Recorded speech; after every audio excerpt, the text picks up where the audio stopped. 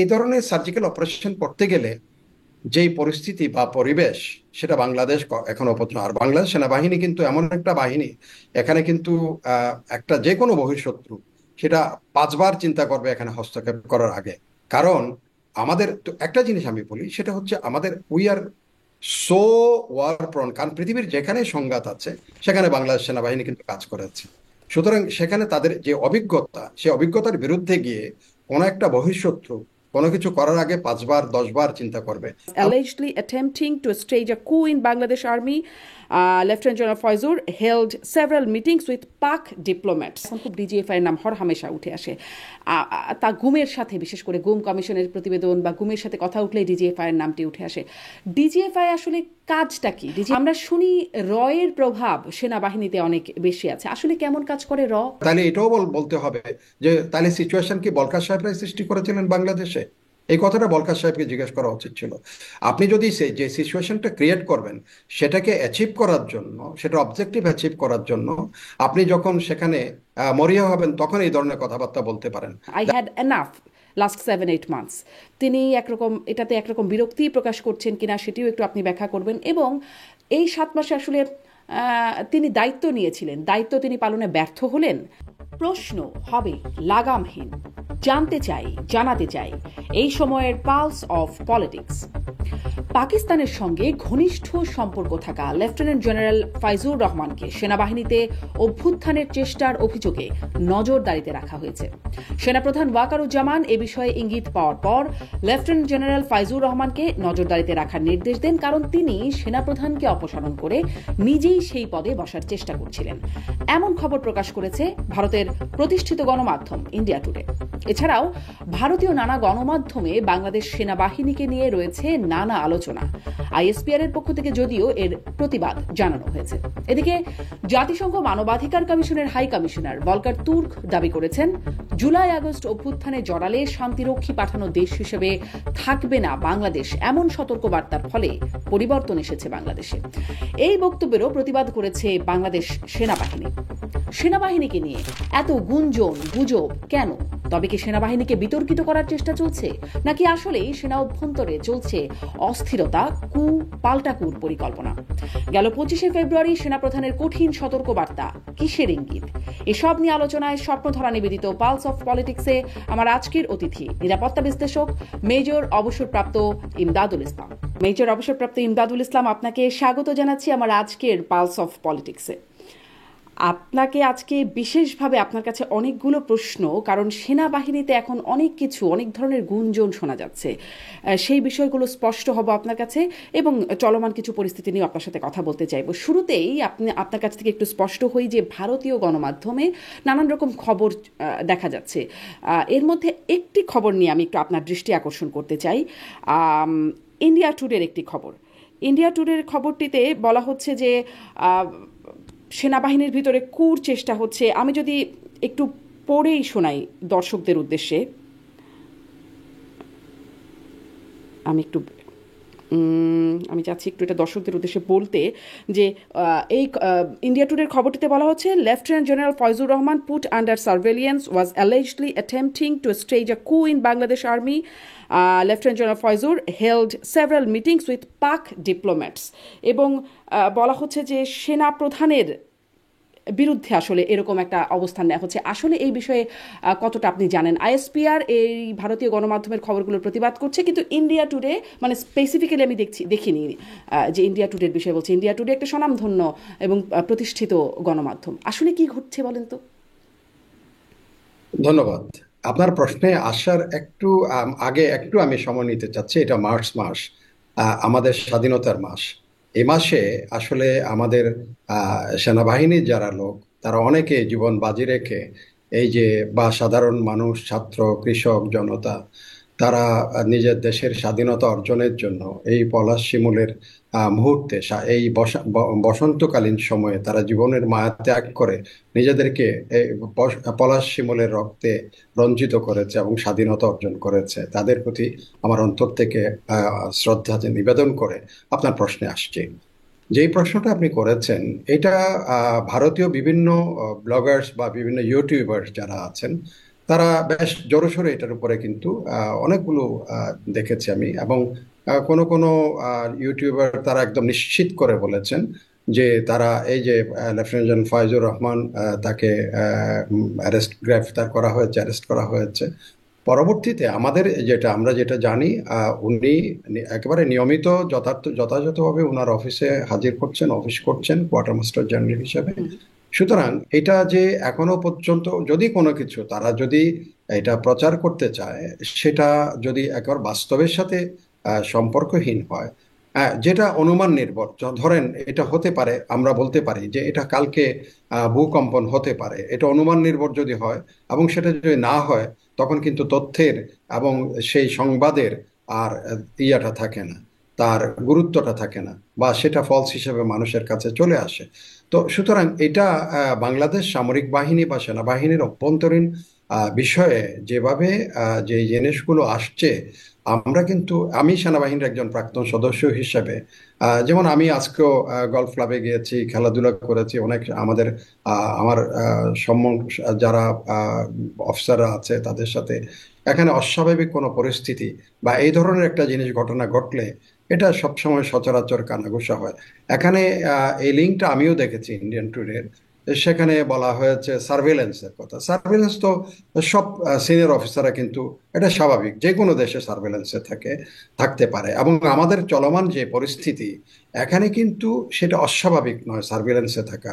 কারণ চলমান পরিস্থিতিটা হচ্ছে একটা ইন্টারিম গভর্নমেন্ট, অন্তর্বর্তীকালীন একটা সরকার আছে, সেই সরকার সামরিক আহ আহ, বাহিনী দ্বারা সমর্থিত এখন বর্তমান পর্যন্ত যেটা। এবং আমি বোধহয় আপনার অনুষ্ঠানে একবার বলেছিলাম যে এখানে সবচেয়ে বড় টেস্ট হবে অন্তর্বর্তীকালীন সরকারের, সেটা হচ্ছে how they are balancing with the military. তো এরকম একটা পরিস্থিতি, এরকম গুজব চলতে পারে, এটা এখনো পর্যন্ত গুজবের পর্যায়ে আছে, জি। এটা কিন্তু সত্য নয় এই পর্যন্ত। জি, এখনো পর্যন্ত গুজবের পর্যায়ে আছে, কিন্তু তার সাথে মানে লেফটেন্যান্ট জেনারেল ফয়জুর রহমান তার বিরুদ্ধে যেই বিষয়গুলো বলা হচ্ছে যে জামাত নেতাদের সাথে তার সম্পৃক্ততা বা পাকিস্তানি কূটনীতিকদের সাথে সম্প্রতি আইএসআই চিফ গিয়েছেন, তার সাথে বৈঠক হয়েছে, এরকম খবর, এরকম গুঞ্জনও আছে। এই বিষয়গুলোর সত্যতা কি জানা গেছে, বা এই বিষয় নিয়ে আলোচনা আছে? না, এটা এটা আমাদের আমাদের পত্রপত্রিকায়ও কিছু কিছু যেগুলো ধরেন, বিশেষ করে ইউটিউবের বিভিন্ন চ্যানেল আছে, সেখানে অনেকেই আলোচনা এনেছে, বা মূলধারার যে পত্রপত্রিকা আছে সেখানে কিন্তু এই ধরনের খবরাখবর বাংলাদেশে এখনো পর্যন্ত দেখা যায়নি। যারা মূলধারার বা প্রতিষ্ঠিত যে পত্রপত্রিকা আছে তাদের থেকে কিন্তু এই বিষয়টা আসে নাই। বরং দেখা যাচ্ছে আইএসপিআর এটাকে জোরালোভাবে এটাকে অস্বীকার করে যাচ্ছে, প্রতিবাদ করে যাচ্ছে। এটা এক ধরনের গুজব বলে তারা উড়িয়ে এসপিআর বলে যাচ্ছে। তো সুতরাং আমাদের এখানে বিভিন্ন ইয়েতে এই যে ফয়জুর রহমানকে নিয়ে ইউটিউবে অনেক ধরনের কথাবার্তা ছড়ানো হয়েছে, বলা জি। হয়েছে। যে প্রশ্নটা আপনি যেটা করেছেন সেই বিষয় সংক্রান্ত বিষয় নিয়েও কথাবার্তা উঠেছে।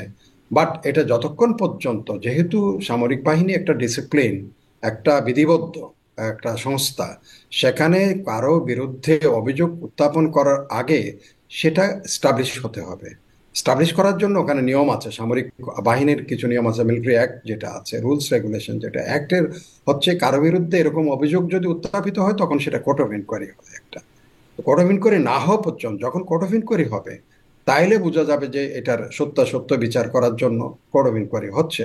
তো এখনো পর্যন্ত সেরকম কোর্ট অফ ইনকোয়ারি কিন্তু হয় না। কোর্ট অফ ইনকোয়ারি হলেই তখন সেটাকে প্রমাণ করার জন্য, মানে সবাই জেনে যায় যে এটা একটা অভিযোগ আছে, অভিযোগটা প্রমাণ করার জন্য কোর্ট অফ ইনকোয়ারি। সো এই পর্যন্ত সামরিক নিয়ম অনুযায়ী কোনো ধরনের court of inquiry lieutenant general ফয়জুরের বিরুদ্ধে অনুষ্ঠান বা আহ্বান করা হয়েছে বা কনভেন করা হয়েছে, সেরকম কিন্তু কোনো খবরাখবর এখনো পর্যন্ত নাই। কিন্তু আসলে কেন মানে লেফটেন্যান্ট জেনারেল ফয়জুর রহমানকে এরকম একাধিক গণমাধ্যমে তার বিরুদ্ধে বলা হচ্ছে, কেন এই গুঞ্জনগুলো বা গুজবগুলো ছড়ানো হচ্ছে, সেই বিষয়ে কোনো ধারণা করতে পারে? এটা হয়তো তাদের মধ্যে এটা দুটা জিনিস হতে পারে, ভেস্টেড গ্রুপ। এটা হচ্ছে একটা সামরিক বাহিনীর মধ্যে কেউ যদি ধরেন বিভক্তির মাধ্যমে তাদের কোনো উদ্দেশ্য হাসিল করতে চায়, বা কোনো এখানে যারা ভেস্টেড গ্রুপ, অনেকগুলো কিন্তু এখন পক্ষ, বাংলাদেশের রাজনীতিতে এখন পক্ষ আছে। কেউ ইন্টারিম গভর্নমেন্টের সাথে আছে, কেউ ইন্টারিম গভর্নমেন্টের এখন নির্বাচন নিয়ে তালবাহানার ব্যাপারে নিয়ে বিভিন্ন অভিযোগ তুলছে। বা কেউ বলছে যে একসাথে দুটা নির্বাচনের প্রশ্ন উঠছে, বা এখানে ধরেন আরো রাজনৈতিক যেই যারা পক্ষ আছে, ভেস্টেড গ্রুপ যারা আছে বা স্টেক হোল্ডার যারা আছে, তাদের মধ্যে একটা বিভক্তি আছে। তারা যদি কোনো পক্ষ এটার মধ্যে গুজব ছড়িয়ে সামরিক বাহিনীর মধ্যে একটা বিভক্তি নিয়ে আসতে পারে, এরা যদি মনে করে যে এই বিভক্তির মাধ্যমে তারা লাভবান হবে বা কোনো কিছু করে লাভবান হবে, সেরকম যদি পক্ষ এটাকে গুজব ছড়িয়ে যদি লাভবান হতে চায় বা সত্যি সত্যি ঘটনাটা ঘটিয়ে দিতে পারে, তাহলে হয়তো তারা তাদের উদ্দেশ্য সফল হবে এটা মনে করে হয়তো এই ধরনের অপতৎপরতা চালাচ্ছে। সেনাবাহিনী কি কোনো ভালনারেবল অবস্থায় আছে, বা ভেতরে কোনো খুব অস্বস্তির কিছু জায়গা আছে? মানে আপনি বলছেন অনেকগুলো পক্ষ আছে, আসলে কোনো অস্বস্তি বা কোনো টেনশন কাজ করছে কি সেনাবাহিনীর ভেতরে এই মুহূর্তে? এটা পক্ষগুলির কথা বলছি, সেনাবাহিনীর মধ্যে পক্ষটা বলছি আমি রাজনৈতিক পক্ষগুলো। রাজনৈতিক যে ইন্টারিম গভর্নমেন্টের সাথে কারো অ্যাটাচমেন্ট বেশি, কারো ডিটাচমেন্ট, কারো দূরে আছে, কাউকে একদম ডাকাডাকি হচ্ছে না, কাউকে একদম বাইরে রাখা হচ্ছে। সেখানে সাম্প্রতিককালে সেনাপ্রধানের যে বক্তব্য, সেখানে যদি আপনি আসেন তাহলে আমি ওটা ডিটেল আলোচনা করব তখন। কারণ এখানে অনেকগুলো পয়েন্ট আছে যেগুলো হয়তো অনেকের অস্বস্তির কারণ হয়েছে। তারা হয়তো সেনাপ্রধানের বিপক্ষে গিয়ে গুজব ছড়াতে পারে তাদের তাদের উদ্দেশ্য যেটা সেটাকে মানে হাসিল করার জন্য। তো সেই ক্ষেত্রে যদি এই ধরনের গুজব ছড়িয়ে তারা যদি তাদের উদ্দেশ্যে সফল হতে পারে, তাহলে সেটা হয়তো তারা করতে পারে। এটা কিন্তু সেনাপ্রধানও হয়তো, বা সেনাবাহিনীতে অস্বস্তি সেটা কিন্তু প্রকাশ্য হয় না। সেনাবাহিনীর কোনো যদি অস্বস্তি থাকেও সেটা প্রকাশ করার কোনো সুযোগ নাই। এটা রাজনৈতিক দল নয় যে এখানে স্লোগান দেবে কেউ যে মানি না, মানবো না, বা করবো না, এই করবো না, সে করবো না। Is a very strictly regulated body. এখানে কিন্তু সেই সুযোগটা খুবই কম। সেটা এজন্য আপনি আঁচ করার এটা বহুত মুশকিল যে অস্বস্তি আছে কিনা অস্বস্তির।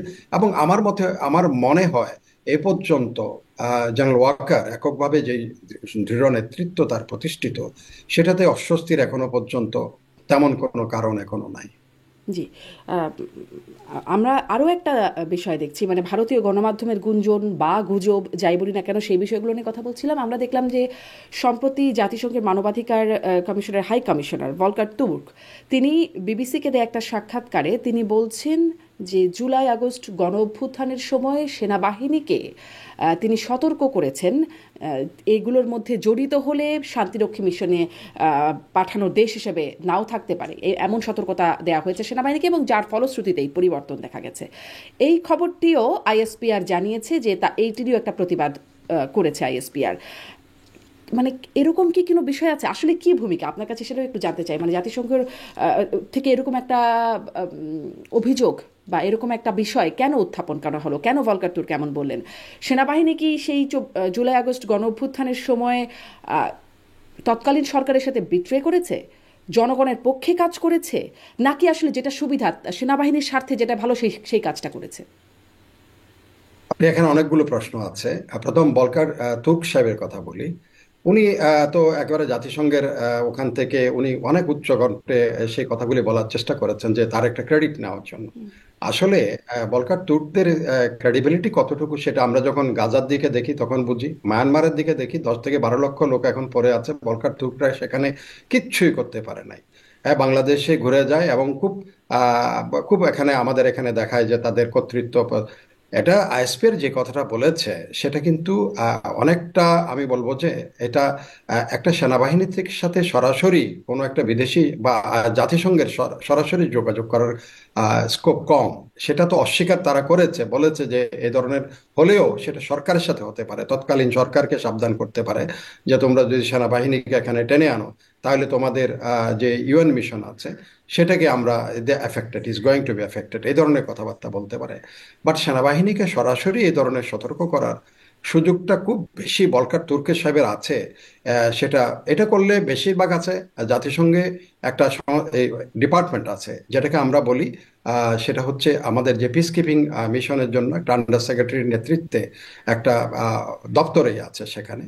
সেখান থেকে হয়তো কোনো ধরনের সিগন্যাল, ওখানে আমাদের এক অফিসারও আছে একজন নিউ ইয়র্কে বসে, সে জাতিসংঘ মিশনটা দেখে, একজন কর্নেল অবলিক ব্রিগেডিয়ার লেভেলের একজন থাকে, তার মাধ্যমে হয়তো সেই ধরনের কোনো কথাবার্তা বলকার তুর্ক সাহেব বলতে পারেন নাই। উনি এখন হয়তো উনার ক্রেডিট নেওয়ার জন্য হয়তো কোনোখানে হয়তো গল্প সল্প করেছেন কিনা সেটাকে এরা তো এটা পুরোপুরি আইএসপিআর যেটা বলেছে যে এটা কিন্তু আমার এখানে মনে হয় একটা জিনিস, সেটা হচ্ছে রেফারেন্স হিসেবে আমি বলতে পারি, যখন ক্যাপিটাল হিল আক্রান্ত হয়েছিল তখন কিন্তু ছিল আপনার মিলি জয়েন্ট চিফ অফ স্টাফ ছিলেন ইউনাইটেড স্টেটস অফ আমেরিকার। সেখানে যখন প্রেসিডেন্ট ট্রাম্প তাকে ফোন করেছিল একটা কথা সে বলেছিল যে এখানে যে আই হ্যাভ টেকেন ওথ, আমি যে শপথ গ্রহণ করেছি সেটা কোনো প্রেসিডেন্টের বা ব্যক্তির নামে করি নাই, আমি সংবিধানের নামে শপথ করেছি।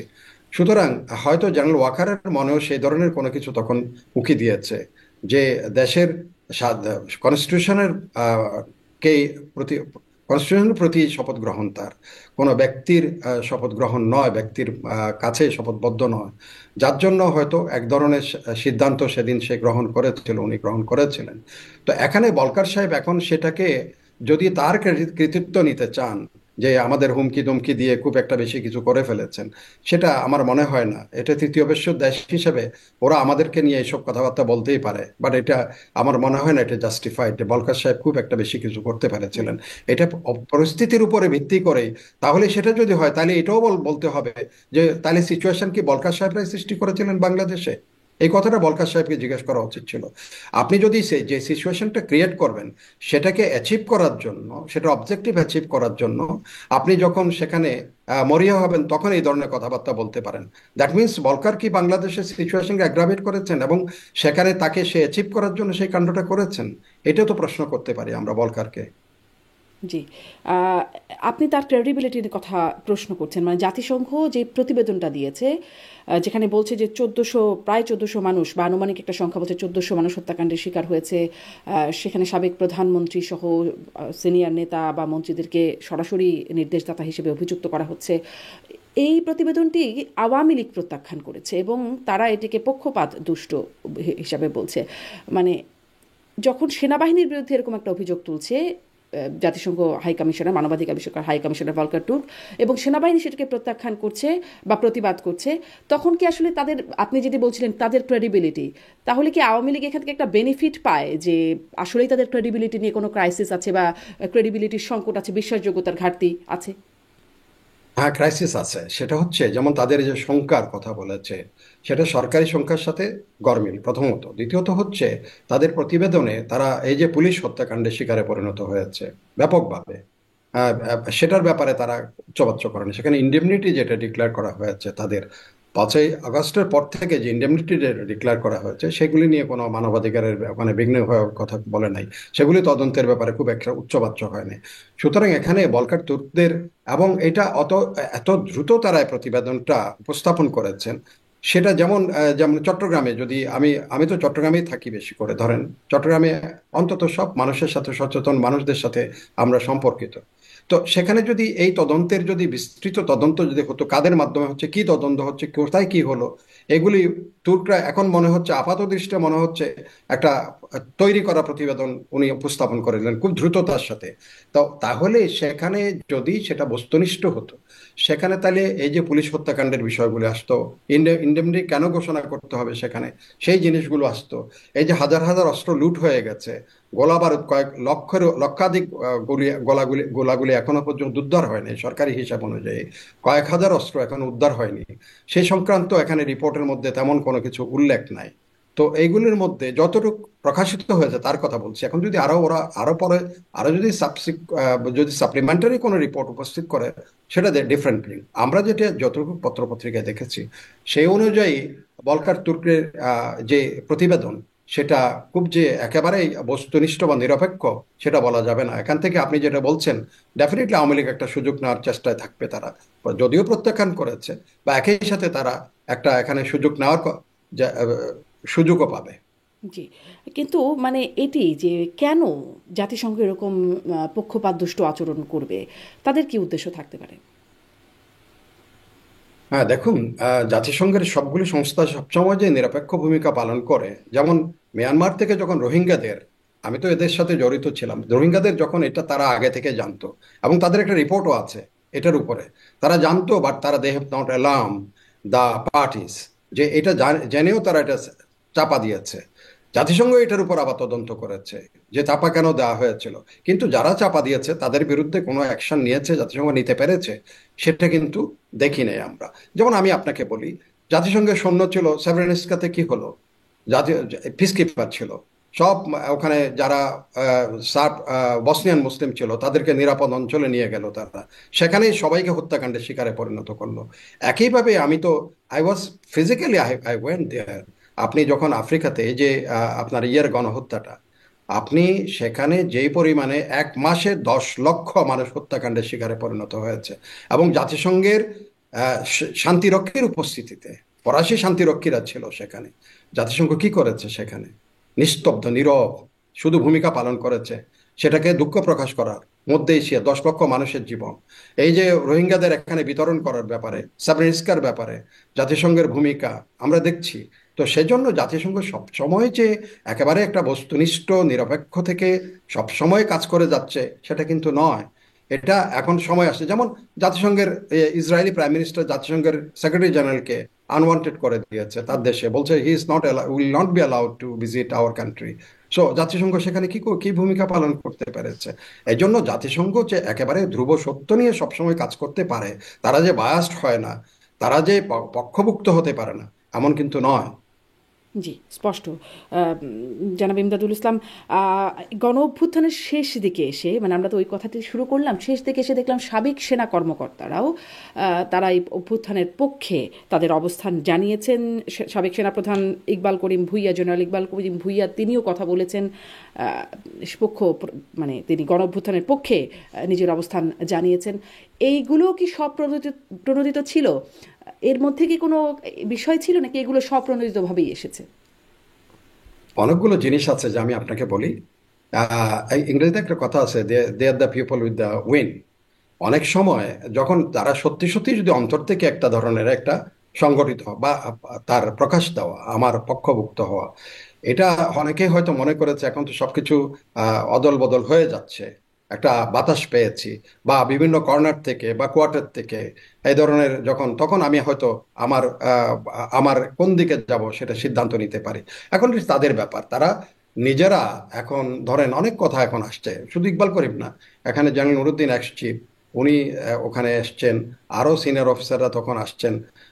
আমাদের একটা প্রতিষ্ঠান আছে rava, retired officers welfare association, সেখানে গিয়ে তারা সবাই মিলে অনুষ্ঠান করেছে। ইভেন কি এটা একেবারেই never happen in the history of Bangladesh. তারা কেউ কেউ আবার মিছিল অর্গানাইজ করেছে, প্রসেশনে আসছে।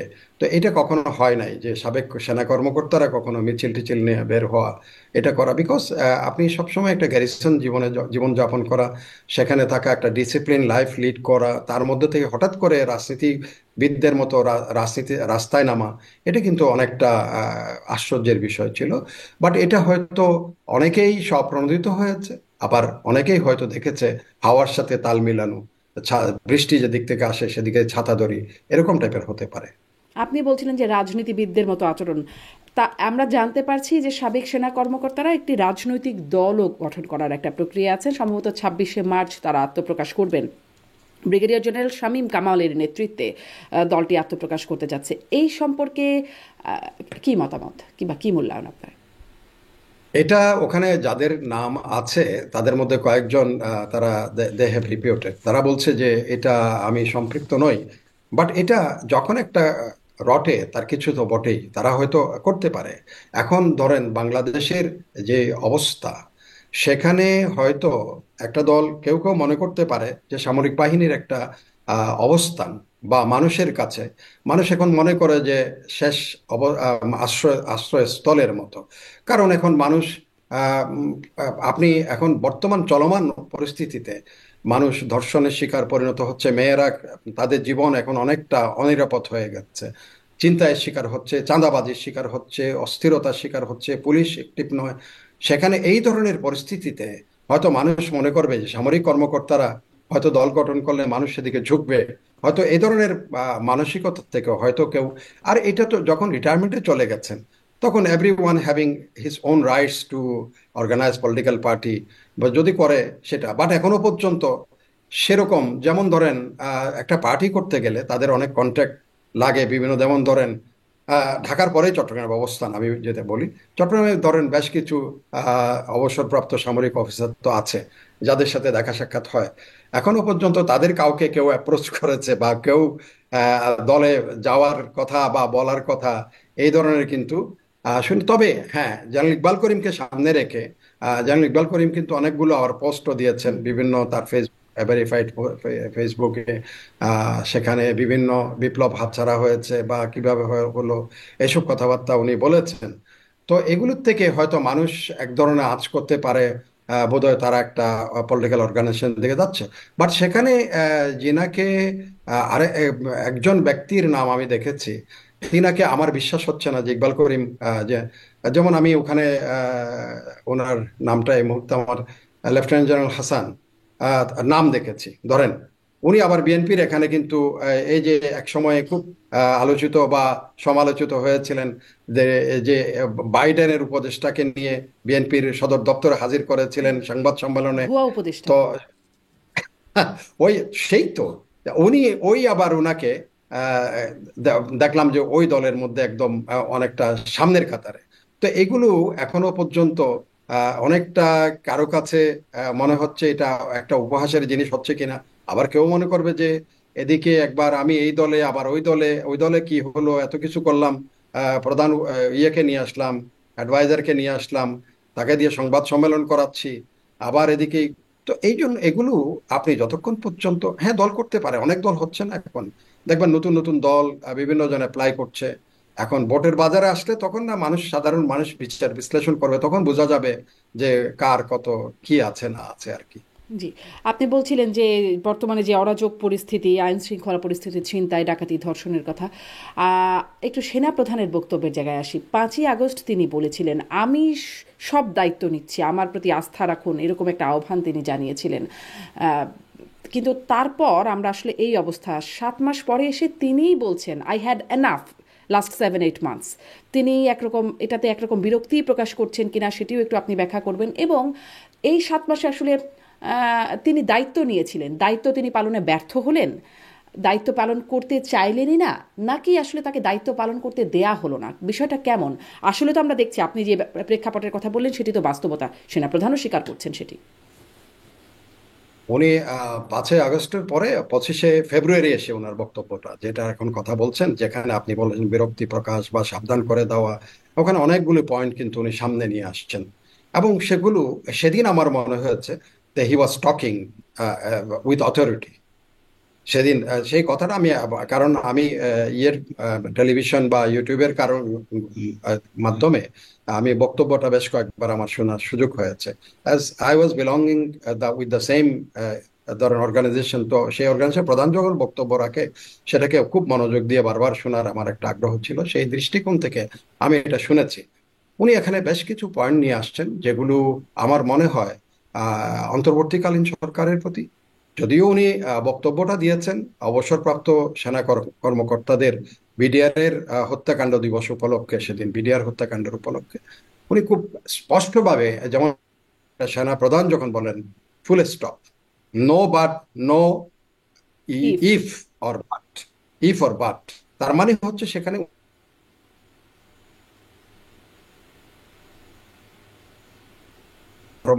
নো আঙ্কি, এই লাস্ট ওয়ার্ড। আপনি যেমন বলা হয়েছে বিডিআর হত্যাকাণ্ডের ব্যাপারে যখন বলতে গিয়েছেন উনি, আমি অন্যগুলো আসছি, সেখানে আহ, উনি বলেছেন যে বিডিআর এর সৈনিকরা এই হত্যাকাণ্ডে জড়িত, সেনাবাহিনীর কেউ জড়িত ছিল না। এখানে আর কোনো এটা নিয়ে কোনো ইফ বাট কোনো কিছু নাই। এটা যদি করতে যান তাহলে সেখানে কি হবে, এতদিনের দীর্ঘ যে বিচার প্রক্রিয়া সেটা ব্যাহত হবে, বিচার যেটা হচ্ছে। বা একই সাথে উনি বলেছেন যে কমিটি, স্বাধীন একটা কমিটি করা দেওয়া হয়েছে, সেখানে কোনো অন্য বাইরের কোনো পক্ষ বা কোনো বিদেশি শক্তি কেউ জড়িত আছে কিনা সেটা পেলে সেটা আপনারা জানতে পারবেন। একই সাথে উনি ল অ্যান্ড অর্ডার সিচুয়েশনের ব্যাপারে উনি বিরক্ত প্রকাশ করেছেন এবং এটা স্পষ্ট ছিল ওনার দৈহিক যে ভাষা থেকে। আর যেটা উনি বলেছেন যেটা সেটা খুব সবচেয়ে ইম্পর্টেন্ট, সেটা যেমন বলেছেন যে সেটা হচ্ছে যে কতগুলি অর্গানাইজেশনের ব্যাপারে কিন্তু যথেষ্ট অপপ্রচার চলছিল, এই আয়নাগরের নাম দিয়ে, এটা দিয়ে সেটা দিয়ে, সেখানে ডিজিএফআই, এনএসআই, বিভিন্ন অর্গানাইজেশন, সামরিক গোয়েন্দা সংস্থাগুলোকে নিয়ে বিশেষ করে বিভিন্ন ধরনের বক্তব্য, বিবৃতি বিভিন্ন কর্নার থেকে আসছিল। উনি বলেছেন যে কেউ যদি দোষী থাকে তার বিচার হবে, কিন্তু আপনারা অর্গানাইজেশনের ব্যাপারে কোনো ধরনের বক্তব্য দিয়ে তাদের খাটো করার চেষ্টা করবেন না। এদের পরিশ্রম, এদের অনেক কিছুর কারণেই দীর্ঘদিন থেকে এই জাতিকে তারা আমরা এই করে রেখেছি, এটা এটা একদম স্পষ্ট করেছেন। তারপরে যিনি আসছেন সেটা হচ্ছে কাদা চোরাচুরি, যেটাকে সাবধান করেছেন। উনি বলছেন আমি আপনাদের সাবধান করে দিচ্ছি, পরে আমাকে দোষারোপ করতে পারবেন না। এটা থেকে এক ধরনের কঠোর একটা সাবধান মানিয়ে আমার মনে হয় এটাতে আছে। সেটা হচ্ছে রাজনৈতিক দলগুলোর মধ্যে কাদা ছোড়াছুড়ি। উনি বলছেন আপনারা কাদা ছোড়াছুড়ি, রাজনৈতিক দলের নাম না বলে কাদা ছোড়াছুড়ির মধ্যে যদি লিপ্ত থাকেন, সেটা এক সময় এটা যদি বন্ধ না করেন, তাহলে এটা আমাদের জাতীয় সার্বভৌমত্ব স্বাধীনতার প্রতি হুমকি সৃষ্টি করবে। এটা আমি আপনাদের সাবধান করে দিচ্ছি, আপনারা এটা থেকে বিরত হন। এইটা যদি না করেন, পরে আমাকে দোষারোপ করতে পারবেন না। এটার মধ্যে বিভিন্ন ধরনের, আপনি এটাকে ব্যাখ্যা করতে গেলে অনেক জিনিস বের করতে পারবো, যে এটাতে আমাকে দোষারোপ করতে পারবেন না। কারণ সেটার মধ্যে যদি এমন কিছু সিভিয়ার কোনো অ্যাকশনে কেউ যদি যায়, তখন সেটা তো আমি যদি সিভিয়ার কোনো অ্যাকশন নেই, সেখানে আমাকে দোষারোপ করতে পারবেন না, কারণ আমার সার্বভৌম, আমার দেশ, আমার স্বাধীনতা প্রথম, এই কথাটাই কিন্তু এখানে আসে। জি, আমি তারপরে তাহলে এই যেটা আসছে, প্রসঙ্গে আরেকটু জানতে চাই আপনাকে, মানে আগের প্রশ্নটাও আমার রয়ে গেল যে সেনাপ্রধান যেই বিরক্তি প্রকাশ করলেন এবং যে অরাজকতার কথা বললেন, তিনি আসলে ব্যর্থ হলেন, তিনি আসলে চেষ্টাই করলেন না বা চাইলেন না, নাকি আসলে তাকে করতে দেয়া হলো না, পরিস্থিতিটা কেমন, মানে তিনি সহযোগিতা পেলেন না, এই বিষয়টা রয়ে গেল। এটা একটু আরেকটু শুনবো আপনার কাছে। কিন্তু আপনি যেই আবার বলছি। জি। আপনি যেই জি। আসি এই প্রসঙ্গটা তাহলে আসি, যেহেতু আপনি আরেকটা গুরুত্বপূর্ণ জায়গায় আসছেন, সেনাপ্রধানের বক্তব্যের সেই মনের সবচেয়ে আলোচিত জায়গা, আমি আপনাদের সতর্ক করে দিলাম, স্বাধীনতা জি। সার্বভৌমত্ব বিপন্ন হবার জি। সতর্কতা তিনি দিচ্ছেন। জি। জি। জি। দেশের মধ্যে কাদা ছোড়াছুড়ি রাজনৈতিক দলগুলোর মধ্যে, এটা তো খুব নতুন কিছু না, হয়তো একটু মাত্রায় কম বেশি হতে পারে। এর কারণে স্বাধীনতা সার্বভৌমত্ব কেন বিপন্ন হবে? মানে আমাদের ইন্টারনাল কাদা ছোড়াছুড়ির কারণে এক্সটার্নাল কি আসবে যার কারণে আমাদের স্বাধীনতা না, সার্বভৌমত্ব বিপন্ন হবে, বা এটা আমি কারা আসলে আপনাকে বিপন্ন করতে আসবে? এটা ব্যাখ্যা করি। অতীতে কিন্তু আমাদের দেশের স্বাধীনতা, সার্বভৌমত্ব বা সার্বিক প্রেক্ষাপট এরকম চ্যালেঞ্জের মুখে পড়েনি। এটা কিন্তু আমাদের মনে রাখতে হবে। যেমন এখানে অনেকগুলো, এখন এই ইন্টারিম গভর্নমেন্ট অনেকগুলো সংস্কার কমিটি করেছে, অনেকগুলো সংস্কার, এটা সংস্কার, সাংবিধানিক সংস্কার, এটা সংস্কার, ওটা সংস্কার। সেখানে আবার অনেক কথাবার্তা আসছে, সেকেন্ড রিপাবলিক নাম দিয়ে কথা আসছে। সেখানে আপনার জুলাই ঘোষণাপত্রের কথা আসছে, সেখানে সবাইকে ঐকমত পোষণ করতে হবে, এই ধরনের কথাবার্তা আসছে। আবার সেখানে সাংবিধানিক একটা করার জন্য গণভোট, একই সাথে জাতীয় নির্বাচনের কথা, অনেকগুলো কিন্তু এখানে সব প্রণোদিত এবং অনেক সময় কন্ট্রাডিক্টরিও হচ্ছে। সেখানে অনেক কিছু আসছে যেগুলোর জন্য, এগুলো হচ্ছে মৌলিক কতগুলি বিষয়।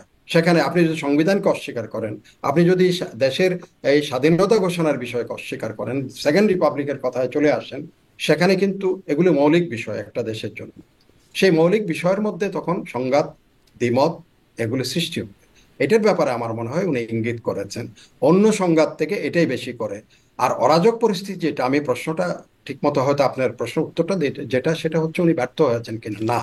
এটা হয়তো তখন বলা হতো সেনাবাহিনী অতিরিক্ত এখানে হস্তক্ষেপ করছে বলে ইন্টারিম গভর্নমেন্ট কাজ করতে পারছে না। আমার মনে হয় he is wait and see, তার পলিসি যেটা, লেটস সি। তারা তো ইন্টারিম গভর্নমেন্ট করতে এখানে প্রধান উপদেষ্টা যাদের যাদের দরকার ছিল তারা তাদেরকে নিয়েছেন উপদেষ্টা হিসেবে। সেখানে কোনো হস্তক্ষেপ তার দিক থেকে আছে এটা কেউ কিন্তু বলতে পারে নাই।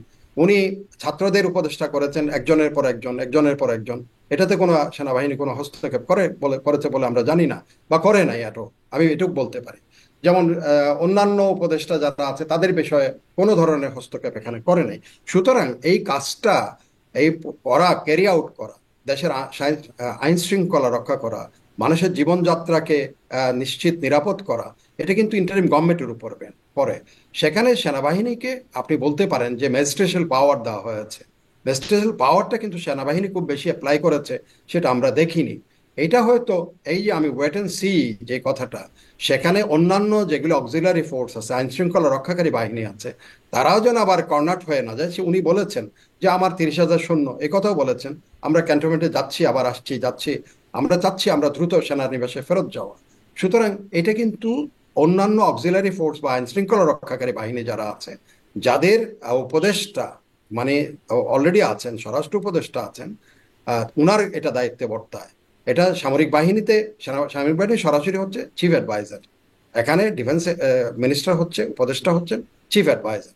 তো এখানে উনাকে উনাকে এখনো দোষারোপ করার মতো পর্যায়ে উনি নাই। কারণ উনি বলছেন দায়িত্ব নিয়েছেন, এই কথা বলেছেন দায়িত্ব নেওয়াটা সেদিন 5ই অগস্ট, সেটা হচ্ছে ইন্টারিম গভর্নমেন্ট ফর্ম করার বিষয়ে, সেখানে হস্তক্ষেপ নেই। বাট ইন্টারিম গভর্নমেন্ট যখন চিফ অ্যাডভাইজার দ্বারা হয়েছে, এখন এইটা সমস্ত দায় দায়িত্ব তাদের উপরে বর্তায়। সেনাবাহিনী প্রধান এই দায়িত্ব নিতে পারবে না বা নেওয়া উচিত হবে না, বা আইন তাকে বা সংবিধান না, তাকে সেই তিনি ক্ষমতাও কিন্তু দেয়। বলেছিলেন যে আমি সমস্ত দায়িত্ব নিচ্ছি, আপনাদের জান মাল এবং আপনাদের কথা দিচ্ছি আপনারা আশাহত হবেন না, মানে জানমাল শব্দটাও তিনি বলেছিলেন। ইয়েস, সেই ক্ষেত্রে হ্যাঁ, জানমালের এখানে কিন্তু জানমালের অনেক ক্ষতিগ্রস্ত হয়েছে, বাড়িঘর অনেক ভাঙা হয়েছে। ইভেন কি আমরা দেখেছি এই যে সেদিন 32 নম্বরে ভাঙা হচ্ছে, সেখানে সবাই নির্বিকার। পুরা ঢাকা শহরে প্রধান উপদেষ্টার অফিস থেকে খুব বেশি দূরে নয় এটা, বা সেনানিবাস থেকে খুব বেশি দূরে নয়, সেখানে মানুষ দেখেছে আহ, এটা নির্বিকার। মনে হচ্ছে কোনো সরকার নাই এখানে, আইন শৃঙ্খলা কিছু নাই, আমি যা খুশি করে গেলাম, এই ধরনের এক ধরনের ঘটনা। এটার জন্য কিন্তু হ্যাঁ, এটা স্বরাষ্ট্র মন্ত্রণালয় এটার জন্য দায়বদ্ধ থাকবে। কারণ এটা সেনাবাহিনীকে যদি প্রধান উপদেষ্টাতে কোনো আদেশ যায়, বা স্বরাষ্ট্র উপদেষ্টা যদি পুলিশকে আদেশ দেয়, তাইলে এটা হবে না, হতে পারে না, হতে পারতো না। কিন্তু তারা হয়তো সেখানে কিন্তু এরকম ইনার্শিয়াতে প্রতিটা ভুগেছেন। ঘটনায় কি আদেশ দিতে হয়? কারণ অপরাধ কি সেই সংজ্ঞাটা তো পুলিশের কাছে আছে বা সেনাবাহিনীর কাছে আছে। সেনাবাহিনী যখন ম্যাজিস্ট্রেসি পাওয়ার নিয়ে আসছে, রাস্তায় একটা ঘটনা ঘটছে বা এরকম ভাঙচুরের ঘটনা ঘটছে, লুটপাটের ঘটনা ঘটছে, প্রতিটা ঘটনায় কি স্বরাষ্ট্র মন্ত্রণালয় আলাদা করে আদেশ দেবেন? না, এটা স্বরাষ্ট্র নিশ্চয়ই। মন্ত্রণালয় থেকে পুলিশের যেহেতু তাদের যে কনফিডেন্স যেটা ছিল লেভেলটা, পুলিশের কিন্তু কনফিডেন্স লেভেল একদম আমি বলবো যে এটা অলমোস্ট নাই বলতে হবে পুলিশের অ্যাক্টিভিটিস এর জন্য। কারণ আজকেও দেখলাম গতকাল পুলিশের শ্যামলী থানাতে গিয়ে পুলিশের ওসিকে আহত করেছে, একজন গিয়ে মারধর করে চলে আসছে। এটা অন্য সময় হলে পুলিশে হইচই পড়ে যেত, পুলিশ কিন্তু মার্কেও চুপ থাকে। পুলিশের এখন কনফিডেন্স লেভেলটা কিন্তু, এটা ধ্রুব একদম বাস্তব সত্য, কনফিডেন্স লেভেল তেমন নাই, যার জন্য তারা আদেশ মুখাপেক্ষী হয়ে থাকে। আদেশের আগে হলো ওই থানার ওসি যথেষ্ট ছিল, কিন্তু ওসির সেই কনফিডেন্সও নাই, তার উপরে যে আসে তারও কনফিডেন্স নেই, তার উপরে যে আছে তারও কনফিডেন্স নেই। এবং এটার কারণ হচ্ছে সাইকোলজিক্যালি দেয়ার টোটাল সাইকোলজিক্যালি, যে মানসিক যে অবস্থাটা, সেটা কিন্তু ড্যামেজ, সেটা কিন্তু একেবারে লেভেল হয়ে গেছে। সেখান এটা থেকে তো তারা পুলিশের কথা এজন্য বলছেন, কিন্তু সেনাবাহিনীর সমস্যাটা কোথায়? মানে সেনাবাহিনীর ম্যাজিস্ট্রেসি পাওয়ার নিয়ে আছে, তাদের চোখের সামনে যখন এই ধরনের ঘটনাগুলো ঘটছে, ধরুন 32 নম্বর ভাঙচুর বলি বা সাবেক একজন এমপির বাসায় লুটপাট হলো, সেইখানেও মানে সেনাবাহিনীর উপস্থিতি ছিল কিন্তু কোনো ব্যবস্থা নাই। এই যে ঘটনাগুলো বা অন্যান্য আরও, যেমন ধরুন আরও আগে জাতীয় পার্টির অফিসে যখন হামলা হলো, তখনও বলা হলো আগে থেকে ঘোষণা দিয়ে হচ্ছে এই ঘটনাগুলো, সেখানে সেনাবাহিনী যাচ্ছে কিন্তু আসলে বাধা দিচ্ছে না ভাঙচুরের ঘটনাতে। এরকমটা সেনাবাহিনীরও কি মনোবল পুলিশের মতো অবস্থা? No, সেনাবাহিনী কেন ব্যবস্থা নেয় না? এখানে হয়তো এই জিনিসটা তারা ওই যে আমি বললাম ওয়েট এন্ড সি, এরা কি করে কি করছে। তো একটা লেভেল এই জন্য বলা হয়েছে সবকিছু, যে আমি সাবধান করে দিচ্ছি, এই সাবধানটা এই জায়গার মধ্যেই আপনি ব্যাখ্যাটা আমি এখানেই আসবো, যে আপনারা যা করে যাচ্ছেন বা যতটুকু করেছেন, যেটুকু বা যেটা করার কথা ছিল সেটুকু করতে, এটাকে যদি আরো ব্যাখ্যাতে যাই, তাহলে সেটার মধ্যেই সেখানেই সাবধানটা, ওনার সাবধান বাণীটা ওই জায়গাটাই আসছে। কাকে আমার সাবধান মনে হয় করলেন সেটা, তিনি? এটা যারা যারা যারা যারা অসাবধান, যারা এখন পর্যন্ত এই কাজগুলি যাদের করার কথা ছিল, তারা দে দে মিজারেবলি ফেল এই ক্ষেত্রে। এই যে আজকে আইন শৃঙ্খলার কথা বলছি বা এই যে ভাঙ্গাচোরের কথা বলছি, সেখানে যারা একটা এটা তো সরকারেরই দায়িত্ব। এটা সরকার যদি সেখানে যদি ব্যর্থ হয়, সরকারকে জাগিয়ে দেওয়া, তাকে সাবধান করা ইনডাইরেক্টলি, এই যে কাদা ছোড়াছড়ি, এই যে হানাহানির এই কথাটা বলার মাধ্যমেই তো সাবধান বাণীটা দেওয়া হচ্ছে। আচ্ছা, সরকারকেই সাবধান করে দেওয়া হচ্ছে, কিন্তু ওই জায়গাটা আরেকটু যদি বুঝতে চাই যে স্বাধীনতার সার্বভৌমত্ব বিপন্ন হবে। আমি যেই প্রশ্নটি করছিলাম যে সার্বভৌমত্ব, স্বাধীনতা, এগুলো তো অভ্যন্তরীণভাবে বিপন্ন হবে না নিশ্চয়ই, বাহিরের কোনোভাবে কেউ যদি আগ্রাসন চালায় বা কোনোভাবে হস্তক্ষেপ করে তখনই না আমরা বলি সার্বভৌমত্বর বিপন্ন হচ্ছে। কেন সেনাপ্রধান সার্বভৌমত্ব বিপন্ন হবার কথা বললেন? আমাদের কি বহিঃশক্তির কোনো মানে শঙ্কা আছে, হস্তক্ষেপের শঙ্কা আছে? আপনি যদি সংঘাতে জড়িয়ে পড়েন, আভ্যন্তরীণ সংঘাত যদি হয়, আপনি দেখেন লেবাননের দিকে দেখেন, আভ্যন্তরীণ সংঘাত যখন, সেখানে অন্যরা হস্তক্ষেপ করার যথেষ্ট সুযোগ পায়। সিরিয়ার কথা দেখেন, সিরিয়াতে আভ্যন্তরীণ যখন গন্ডগোলটা হলো, সেখানে তুরস্ক ঢুকে পড়েছে, একপাশে রাশিয়া তার ঘাঁটি আছে ওখানে। এখানে দেখেন, তখন সিরিয়ার নিজস্ব সার্বভৌমত্ব বলে কিছুই নাই, সিরিয়ার নিজস্ব স্বাধীনতা বলে কিছু নেই, তুরস্কের হাতে দয়ার উপরে, একদিকে রাশিয়ার দয়ার উপরে। লেবাননে দেখেন, একদিকে ইসরায়েলিদের দ্বারা একটা গ্রুপ, একদিকে ইরানের ওখানে প্রক্সি দ্বারা, এই যে হিজবুল্লাহ, ইরানের প্রক্সি, কোনো সন্দেহ নাই। এই যে অভ্যন্তরীণ বিষয়ে যখন অভ্যন্তরীণ পার্টিগুলি যখন দ্বন্দ্বে জড়িয়ে পড়ে, আভ্যন্তরীণ যে শক্তিগুলো আছে অর্থাৎ রাজনৈতিক শক্তিগুলি যখন দ্বন্দ্বে জড়িয়ে পড়ে, সেখানে বহিঃশত্রু কিন্তু হস্তক্ষেপ করার একটা সুযোগ পেয়ে যায় অটোমেটিক্যালি। যেমন এই যে ভলকার তুর্কের আনওয়ান্টেড আনওয়ান্টেড একটা বক্তব্য দিলেন, উনি বলে দিলেন যে আমি এই করেছি ওখানে, মানবাধিকার লঙ্ঘনের বিরুদ্ধে আমরা বিরাট এটা কিন্তু এগুলো এক ধরনের হস্তক্ষেপ বিশ্বের বা বহির্শক্তি যারা আছে তাদের দ্বারা কিন্তু এটা একেবারেই পুরোপুরি সেই জিনিসগুলোকে হয়তো উনি দর্তব্যের মধ্যে এনেছেন। আরও একটা গুঞ্জন জনাব ইমদাদুল ইসলাম আছে সামাজিক যোগাযোগ মাধ্যমে যে ভারত সার্জিক্যাল অ্যাটাক করতে পারে। একদমই গুঞ্জন, একদমই কোনো মেইন স্ট্রিমের খবর এটি না, কিন্তু এই বিষয়টিও বিভিন্ন ইউটিউব বা সামাজিক যোগাযোগ মাধ্যমে এই বিষয়টি আসছে। এরকম কিছু কি আদৌ শঙ্কা থাকে? সার্জিক্যাল অপারেশনটা দুইভাবে হয়। একটা হচ্ছে যেমন মিয়ানমারে ভারত সার্জিক্যাল অপারেশন চালিয়েছে নাগাদের বিরুদ্ধে, এটা বেশি দিনের কথা না, অতি সম্প্রতি নাগাদের বিরুদ্ধে। এটা হচ্ছে পারস্পরিক বোঝাপড়ার মাধ্যমে। সেখানে যে সেনা শাসন আছে তাদের সাথে ভারতের একটা বোঝাপড়া হয়েছে, কারণ নাগারা এই পক্ষ ওই পক্ষ দুই দিকের, মিয়ানমারের নাগা এবং ভারতের নাগা, দুই নাগা মিলে একটা গ্রেটার নাগাল্যান্ড গড়ার জন্য তারা যখন ডাক দিয়েছে, তখন তাদের দুইজনের মধ্যে এক ধরনের একটা মিল হয়ে গেছে, যে স্বার্থের একটা মিল বা স্বার্থের বিরুদ্ধে কাজ করা একটা পক্ষের বিরুদ্ধে তারা একত্র হয়ে সেখানে সার্জিক্যাল অপারেশন চালিয়েছে।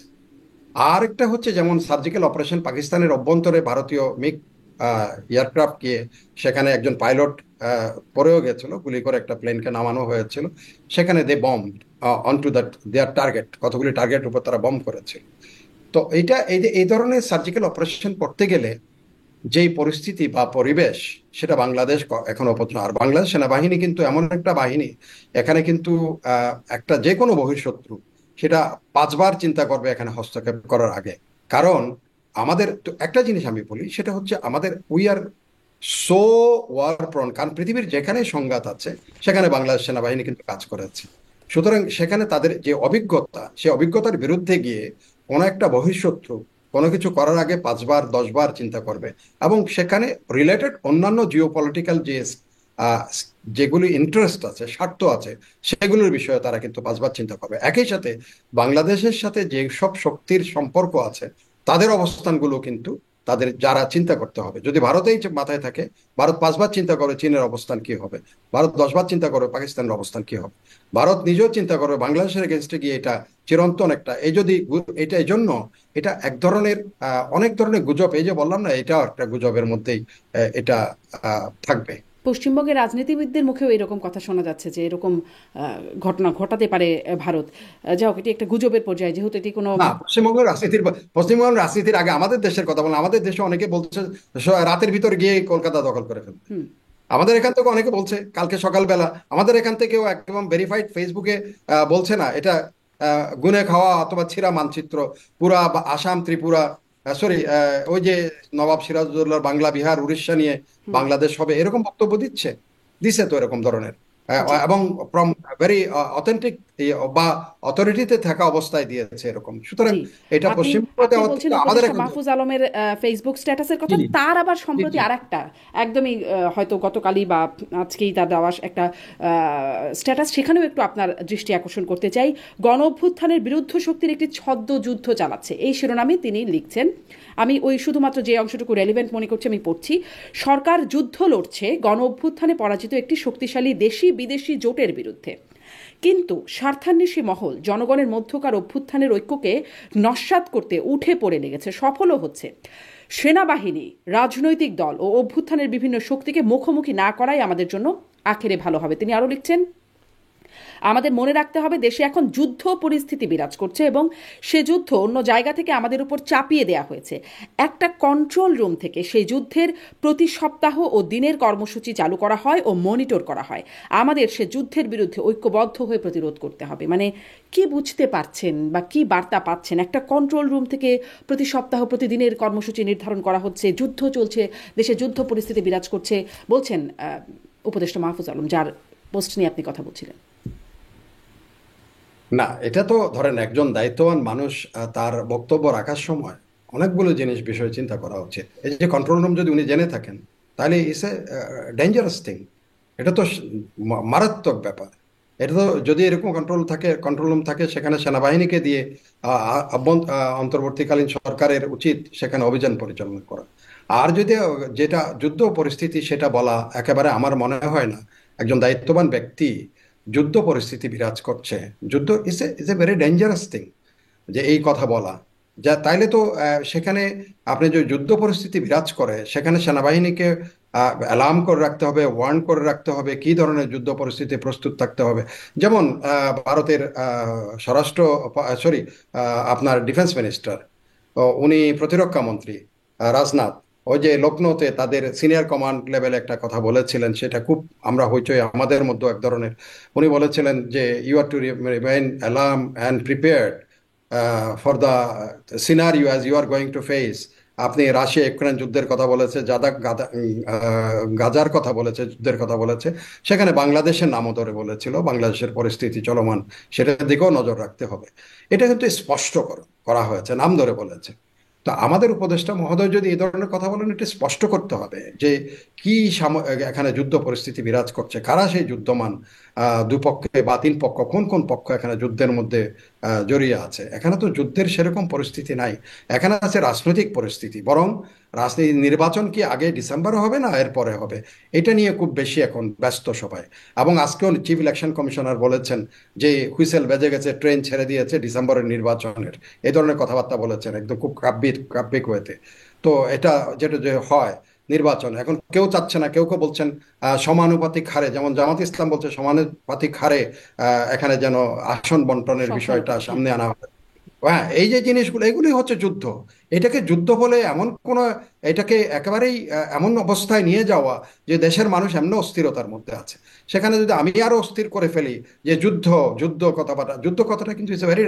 আমি আজকেই বলতেছিলাম, পড়ছিলাম, হলে নাগাল্যান্ডের একজন অত্যন্ত একাডেমিশিয়ান এবং অত্যন্ত বিখ্যাত লোক, এই লোকটা সম্বন্ধে আমি আগে জানতাম না। উনি বলছেন conflict, there is no winner, in conflicts there is no winner, only victims. এখানে কনফ্লিক্ট, এগুলির মধ্যে গিয়ে আমার কথাটা এত ভালো লেগেছে যে এখানে একটা কনফ্লিক্ট তুমি সৃষ্টি করবে, এখানে কেউ উইনার হবে না, শুধু ভিকটিম হবে কিন্তু। আর সেনাবাহিনী যে ডেঞ্জারাস, আমি এটা সবসময় বলি। আমি যদি এই যে Chinese great man, the great thinker, political thinker, উনি বলছেন when you are dealing with the military, you are to think twice. Sun Tzu বলছেন that you are dealing with the poisonous snake, remember. এটা মনে রাখতে হবে কিন্তু। আপনি যখন তো জানতনভাবে সেনাবাহিনীকে, সামরিক বাহিনীকে আপনি তুচ্ছ, এটা সেটা যুদ্ধ, এটা সেটা বলে কিন্তু উস্কানি দিয়ে মাঠে আনতে পারবেন। এটাই কিন্তু মনে রাখতে হবে সবাইকে।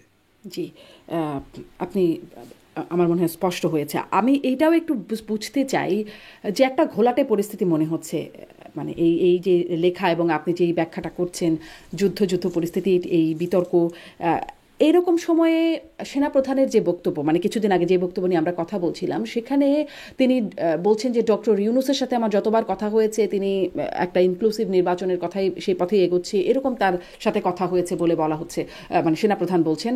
এবং সেই বক্তব্য প্রসঙ্গে ডক্টর ইউনূসকে পরবর্তীতে, মানে পুরো সেনাপ্রধানের বক্তব্য সম্পর্কেই একটা সাক্ষাৎকারে জিজ্ঞাসা করা হয়েছিল, তার মন্তব্য জানতে যাওয়া হয়েছিল, তিনি কোনো মন্তব্য করেন নাই। মানে এই, না, উনি উনি মন্তব্য করেছেন, হ্যাঁ হ্যাঁ, উনি মন্তব্য করেছেন। এটা কিন্তু আমি স্পষ্ট করি আপনাকে। উনি বলছেন যে ওনার স্টেটমেন্ট আমি অথেন্টিফাই কেন করব। হ্যাঁ হ্যাঁ, এবার এই কথা, ওনার বক্তব্যকে আমি কেন, আমার বক্তব্য যে সেটাকে কেন আমি মানে এস্টাবলিশ করব, এই ধরনের এই কথাটা অথেন্টিফিকেশনের কথা বলেছেন। উনি বলছেন ওনার বক্তব্যকে আমি কেন অথেন্টিফিকেশনে যাব, এই কথাটা বলেছেন। হ্যাঁ। তাহলে আসলে এখান থেকে আপনি যে এই বিষয়টা বললেন, এখান থেকে কি মনে হচ্ছে, তাদের মধ্যে কি কোনো দূরত্ব তৈরি হয়েছে? না, এখানে বলি সেনাপ্রধান বারবার একটা কথা বলেছেন, উনি ডিসেম্বরের মধ্যে 18 মাসের মধ্যে নির্বাচনের কথা একদম স্পষ্ট করে উনি ওই সময়ে বলেছেন। কিন্তু সেখানে প্রধান উপদেষ্টা কিন্তু নির্বাচনের তারিখ বারবার কোন তারিখ নির্দিষ্ট করে বলছেন না, এই সময় হতে পারে, এই সময় হতে পারে। বাট সেনাপ্রধান এখানে কিন্তু একটা নির্দিষ্ট করেছেন, একটা নির্বাচন, একটা লাইন দিয়েছেন, একটা করেছেন। এবং ওনার বক্তব্য উনি বলছেন যে নির্বাচন হবে সেটা ফেয়ার, ফ্রি এবং ইনক্লুসিভ। লাস্ট কথাটা কিন্তু, ইনক্লুসিভ কথাটা দিয়ে অনেক কিছু এখানে কিন্তু আসে। আপনি ইনক্লুসিভনেসটা হচ্ছে কাউকে বাইরে রাখা যাবে না। তখন প্রশ্ন আসবে এখানে, এই যে জাতীয় পার্টি, আওয়ামী লীগ, এরা তো তাহলে ইনক্লুসিভ হচ্ছে না। যদি এটা করা হয়, যেমন বামপন্থী রাজনীতিবিদ আছে, যারা রাজনৈতিক দলগুলো আছে, তারাও কিন্তু পার্টি হিসেবে recognised from the election commission. তাইলে ইলেকশন কমিশনের উপর তখন একটা দায়িত্ব বর্তায়, যখন ফ্রি ফ্রি ফেয়ার পর্যন্ত, এটা খুব বেশি রিলেটিভ টার্ম, এটা ঠিক আছে। যখন ইনক্লুসিভ আসবে, তখন কিন্তু এই প্রশ্নটা আসবে ইনক্লুসিভের মধ্যে। এখন চিফ ইলেকশন কমিশনারকে এটা নিয়ে প্রশ্ন করা হয়েছে। উনি বলছেন এটা কেউ আইন দ্বারা যদি আহ, ইয়ে না থাকে, আপনার কোনো বাধা না থাকে, তাহলে নির্বাচন করতে কারো, এই ধরনের একটা বক্তব্য উনি আবার দিয়েছেন। যার জন্য আপনি যে ঘোলাটে কথাটা বারবার বলছেন, এই বক্তৃতা বিবৃতিগুলোর মধ্য দিয়ে স্পষ্টীকরণ কিন্তু হচ্ছে না, এখানে ঘোলাটে থেকে যাচ্ছে। আবার কেউ কেউ বলছেন, যেমন উপদেষ্টা ফরিদা আক্তার, উনি বলছেন যে আগে ইয়ের বিচার করা হবে, ভারত থেকে এনে সাবেক প্রধানমন্ত্রীর বিচার করা হবে। আবার কেউ কেউ হচ্ছে বিচারের আগে নির্বাচন হবে না। তাইলে এখানের মধ্যে এগুলি কিন্তু ঘোলাটে হচ্ছে। এদিকে কিন্তু সেনাপ্রধান স্পষ্ট করেছেন বাই ডিসেম্বর, বা একটা টাইম লাইন দিয়েছেন, এর ভিতরে ফ্রি ফেয়ার অ্যান্ড ইনক্লুসিভ ইলেকশনটা হবে, নির্বাচন হবে। আবার একই সাথে কেউ কেউ বলছে যে এর বিচার না হলে, ওর এটা না হলে, এইটা না হলে, এই না করলে, বা সংখ্যানুপাতিক না হলে, বা সংবিধান এবং প্রণয়ন এবং সংবিধানের বিষয় এবং সাংবিধানিক ইয়ে গঠন করা, সংসদ গঠন করা, একই এবং সাথে জাতীয় নির্বাচন। হ্যাঁ, তাহলে এগুলি সব গোলাটে। এটা আপনি আপনার এই শব্দটা কিন্তু একবারে যথার্থ, গোলাটে। এখানে কিন্তু স্পষ্টীকরণ হচ্ছে না। এটা নির্দিষ্ট করে দেওয়া উচিত, ইন্টারিম গভর্নমেন্টকে পরিষ্কার করে দেওয়া উচিত, এই নির্বাচন, এই জিনিস হবে, এইটা এটা হবে, আমরা এটা করব। এখন আমি সংস্কারের কথা বলি, প্রথম বলা হয়েছিল সংস্কার শেষ না করে, পরে সেটা থেকে সরে আসলো। এটা কারণ প্রধান বিরোধী দল বর্তমানের বিএনপি যখন বলছে যে এটা সংস্কার, এটা চলমান প্রক্রিয়া, আপনারা সংস্কার কি করবেন, আপনারা এটা বাস্তবায়ন করতে পারবেন না, আপনারা আসছেন অনির্বাচিত একটা ইন্টারিম সময়ের জন্য। এটা যেই ক্ষমতায় আসবে, জনগণ দ্বারা নির্বাচিত হবে, তারা এগুলি বাস্তবায়ন করে, আপনারা সুপারিশ করতে পারেন। এটা বাস্তবায়িত হতে পারে চলমান প্রক্রিয়ার মাধ্যমে। আবার এর মধ্যে আরো কিছু করা বক্তব্য বিবৃতি বিএনপির দিক থেকে আসছে। বিএনপির স্ট্যান্ডিং কমিটির সদস্য সালাউদ্দিন সাহেব, উনি আবার কিছু বক্তব্য রেখেছেন। যেমন সেকেন্ড রিপাবলিক, গতকাল আমি প্রথম আলোতে দেখেছেন, আপনি হয়তো দেখেছেন প্রথম আলোতে, উনি বলছেন এটা বাক্যবিলাস। একদম ইয়েতে, উপসম্পাদকীয়তে লেখা হয়েছে এটা, সেকেন্ড রিপাবলিক এটা একটা বাক্যবিলাস। তার মধ্যে এগুলি ঘোলাটে হচ্ছে, অনেক কিছু এখানের ভিতরে আপনার হচ্ছে, এটা আহ, দৃশ্যমান। ইউ আর ভেরি কারেক্ট যে ঘোলাটে আছে অবস্থা। জি। এখন এই যে মানে নির্বাচন নিয়ে যে সেনা বা মানে প্রধান উপদেষ্টা যা বলছেন বা তার আগে অনেক যদি কিন্তু যুক্ত করে দেওয়া হচ্ছে, এটা করতে হবে, ওটা করতে হবে, অনেকগুলো বিষয় যুক্ত করে দেওয়া হচ্ছে। মানে আপনিও যেটি বলছিলেন যে জাতীয় নাগরিক পার্টি নতুন গঠিত যে রাজনৈতিক দল, তার অন্যতম সার্জিস আলম বলছেন যে সাবেক প্রধানমন্ত্রীকে ফাঁসির মঞ্চে না নেওয়া পর্যন্ত ভুল ক্রমেও যেন কেউ নির্বাচনের কথা না বলে। যারা বলছে তাদেরকে বেইমান সম্বোধনও তিনি করছেন, যে বিচারের আগে কিভাবে নির্বাচনের কথা বলে, তাদেরকে বেইমানও সম্বোধন করছেন। এখন আবার প্রধান উপদেষ্টা তো বলে রেখেছেন, মানে যে ঘোলাটে পরিস্থিতি সেটাকে আরেকটু ব্যাখ্যা করছি, যে প্রধান উপদেষ্টা বলেছেন ঐক্যমত হলে তাহলে ডিসেম্বরে নির্বাচন হতে পারে। কিন্তু বাস্তবতা, বর্তমান পরিস্থিতি যা দেখা যাচ্ছে, ঐক্যমত নাই, বরং বিপরীতমুখী যাচ্ছে। ইনারা জোর দিচ্ছেন বিচারের উপরে, আর বিএনপি বলছে যে ডিসেম্বরে কেন, তারও আগে আরও নির্বাচন হওয়া দরকার বলে বিএনপি দাবি করছে। মানে তাদের প্রায়োরিটি নির্বাচন, এক নম্বর প্রায়োরিটি। সো ঐক্যমতের জায়গাটা আমরা এখন একদমই দেখতে পাচ্ছি না। সামনে হবে কিনা সেটা অন্য ব্যাপার। কিন্তু যদি এই অবস্থা থাকে ডিসেম্বরে, তাহলে ঐক্যমত হলো না, নির্বাচন যদি না হয় বা ঘোলাটে পরিস্থিতি যদি এরকম টানতে থাকে, তাহলে সেনাবাহিনীর অবস্থান কি হবে? কারণ সেনা প্রধান তো বলেছেন 18 মাসের মধ্যে নির্বাচন, 18 মাস পর্যন্ত একটা সহযোগিতার আশ্বাসও তিনি দিয়েছেন। তারপর আসলে কি হবে, সেনাপ্রধান কি করবেন? মানে এটি একদমই একটা হাইপোথেটিক্যাল প্রশ্ন, যদি হয় না হয় তাহলে কি হবে, কি হতে পারে? সেখানে এই সাবধানটা করা আছে, আমি সাবধান করে দিচ্ছি, ক্লিয়ার একদম। উনি তো বারবার বলেছেন যে আমরা আমাদের ব্যারাকে ফেরত যেতে চাই। কিন্তু এই যে আপনি বলছেন গোলাটে, এই যে যেমন রেজভি সাহেব বলছেন যে ইচ্ছা করলে জুন জুলাইতে নির্বাচন করে ফেলতে পারে ইন্টারিম গভর্নমেন্ট চাইলে। আপনি যেটা বললেন ডিসেম্বর লাগবে না, আরো আগে করতে পারা যায়। ডিসেম্বর তারা বলছে লাস্ট, এটার মধ্যে এর মধ্যে কোনো ধরনের। তো এই যে আপনি বললেন ডিসেম্বরে সবাই ঐক্যমত হলো না, এখানে কারা কি ঐক্যমত হবে না হবে এটা নিয়ে যদি সেটার উপরে যদি মনে হয় কেউ প্রলং করবে, ইন্টারিম গভর্নমেন্ট প্রলং করতে চায়, তখন কিন্তু এখানে এই যে তখন আমার মনে হয় না যে অন্যতম প্রধান বিরোধী দল বিএনপি তখন সেটাকে অ্যাকসেপ্ট করবে। তখন সেখানের মধ্যে এই যে কাদা ছোড়া যেটা এখন এই যে 25শে ফেব্রুয়ারিতেই কিন্তু সেনাপ্রধান এই ধরনের একটা সাবধান বাণী উচ্চারণ করেছে। মানে তখন কি হতে পারে? সেনাবাহিনী কি তখন সহযোগিতা করবে না? কারণ সেনাপ্রধান 18 মাস পর্যন্ত সহযোগিতার একটা আশ্বাস দিয়েছেন, নির্বাচন পর্যন্ত সহযোগিতা করবে না বা সেনাবাহিনী ক্ষমতায় আসবে, এরকম কি কোনো জায়গা আছে? একটু একটু শুনতে চাই, ওটা কারণ ওটা অনেকেই একেবারেই এরকম একটা স্লোগানও দিচ্ছে, এই মুহূর্তে দরকার সেনাবাহিনীর সরকার। মানে কমেন্টস বক্সগুলো যদি ঘাটেন অনেক দেখবেন এরকম আসছে কিন্তু। এটা এটা এক ধরনের, আমি আপনাকে বলি, সেনাবাহিনী একদম আমি বলি একটা স্ট্রিক্টলি সাংবিধানিক এবং বিধিবদ্ধ করা সামরিক যে আইন আছে, সেখানে সেনাবাহিনী এই ধরনের কিন্তু সুযোগ সেনাবাহিনীর হাতে এই ধরনের সুযোগ রাখা হয়নি। বাট আপনি যখন, যেমন A.R. কর্নেলিয়াস, আপনি হয়তো নিশ্চয়ই জানবেন, পাকিস্তানের চিফ জাস্টিস ছিলেন এক সময়। তখন উনি পাকিস্তানে যখন আইয়ুব খান এই ধরনের কোনো একটা ব্যবস্থা গ্রহণ করেছিলেন, তখন সেখানে বলা হয়েছিল, এটা যখন আইন আদালতে গড়াগড়ি করা হলো, চিফ জাস্টিস কর্নেলিয়াস একটা ওয়ার্ড ব্যবহার করেছেন, সেটা একদম বিখ্যাত হয়ে আছে পৃথিবীতে। সেটা হচ্ছে, মানে ইয়েতে সাংবিধানিক শব্দে সেটা হচ্ছে অ্যাক্ট অফ গড। এর বাইরে কিন্তু কিছু না, act of God is a different thing. এটা কিন্তু A.R. কর্নেলিয়াসের word, should justify the act of the military. So act of God is a different thing. এটা আপনি আমি এখন যেটা আপনি হাইপোথেটিক্যাল একটু আগে বলছিলেন, হাইপোথেটিক্যালি আমি আপনি হয়তো কি হবে এটা আন্দাজ করব, কিন্তু সেটা একদম তুলে ধরতে পারবো না বাস্তব। সেটা হচ্ছে পরিস্থিতি তখন বাধ্য করে, যেমন 5ই আগস্ট। কেউ কি কল্পনা করেছে 5ই আগস্ট সেনাবাহিনী তার সিদ্ধান্ত নিতে পেরেছে? এবং আমি আপনাকে মিলির কথা বললাম, জয়েন্ট চিফ অফ স্টাফ, যখন ট্রাম্প তাকে ফোন করেছে, সে বলছে, I taken oath not on an individual, I taken my oath on constitution.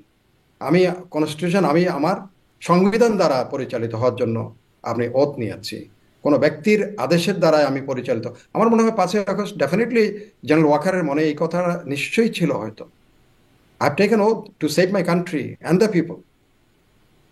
তো সেখানে পরিস্থিতি যখন কাউকে বাধ্য করবে, কাউকে যদি বাধ্য করে, তখন সে তার মতো তাকে সিদ্ধান্ত গ্রহণ করতে হবে। জি, মানে পরিস্থিতি অনুযায়ী সেই সময়ের সিদ্ধান্ত হবে। আরেকটা দিকে ডেফিনেটলি। একটু যাই, ভারতের সাথে এই সময়ের সম্পর্ক কেমন যাচ্ছে? সম্প্রতি এরকম একটা প্রশ্ন ছিল প্রধান উপদেষ্টার কাছে, তিনি বলছেন খুবই ভালো সম্পর্ক, কোনো অবনতি তো নেই, এবং তিনি বলেছেন খুবই ভালো সম্পর্ক। কিন্তু ভারতের কাছ থেকে তারপরে যে বক্তব্যগুলো বাংলাদেশের অন্তর্বর্তীকালীন সরকারের সমালোচনা এসেছে, সেখানে সংখ্যালঘু বিশেষ করে হিন্দু সম্প্রদায়ের উপর নির্যাতন, আইন শৃঙ্খলা পরিস্থিতির অবনতি, এই বিষয়গুলো নিয়ে বলা হয়েছে। মানে তাতে একরকম স্পষ্ট করছে, বিবিসিতে এই খবরটি আসছে, যে সম্পর্ক যে খুব ভালো যাচ্ছে না সেটি একরকম স্পষ্ট তাদের তাদের বার্তা থেকে। সম্পর্ক, মানে প্রধান উপদেষ্টা কেন সম্পর্ক ভালো যাচ্ছে এরকমটি বলছেন, সেই বিষয়ে যদি আপনার কোনো মন্তব্য থাকে সেটি একটু শুনবো। আমি অন্যদিকে বলি, মানে একদিকে যখন প্রধান উপদেষ্টা বা রাষ্ট্রের সাথে রাষ্ট্রের সম্পর্ক, সরকারের সাথে সরকারের সম্পর্কের এই অবস্থা, তখন সেনাবাহিনীর মধ্যে খুব ভালো সম্পর্ক বলে ভারতের সেনাপ্রধান উপেন্দ্র ত্রিবেদী তিনি বলছেন যে খুব ভালো সম্পর্ক, নিয়মিত যোগাযোগ হয়, নোট বিনিময় হয়। নভেম্বরের 20শে নভেম্বর ভিডিও কনফারেন্সও হয়েছে, এটি আগে বলেছেন তিনি। এটি কি হতে পারে সরকারের সঙ্গে খারাপ সম্পর্ক, সেনাবাহিনীর সঙ্গে ভালো সম্পর্ক?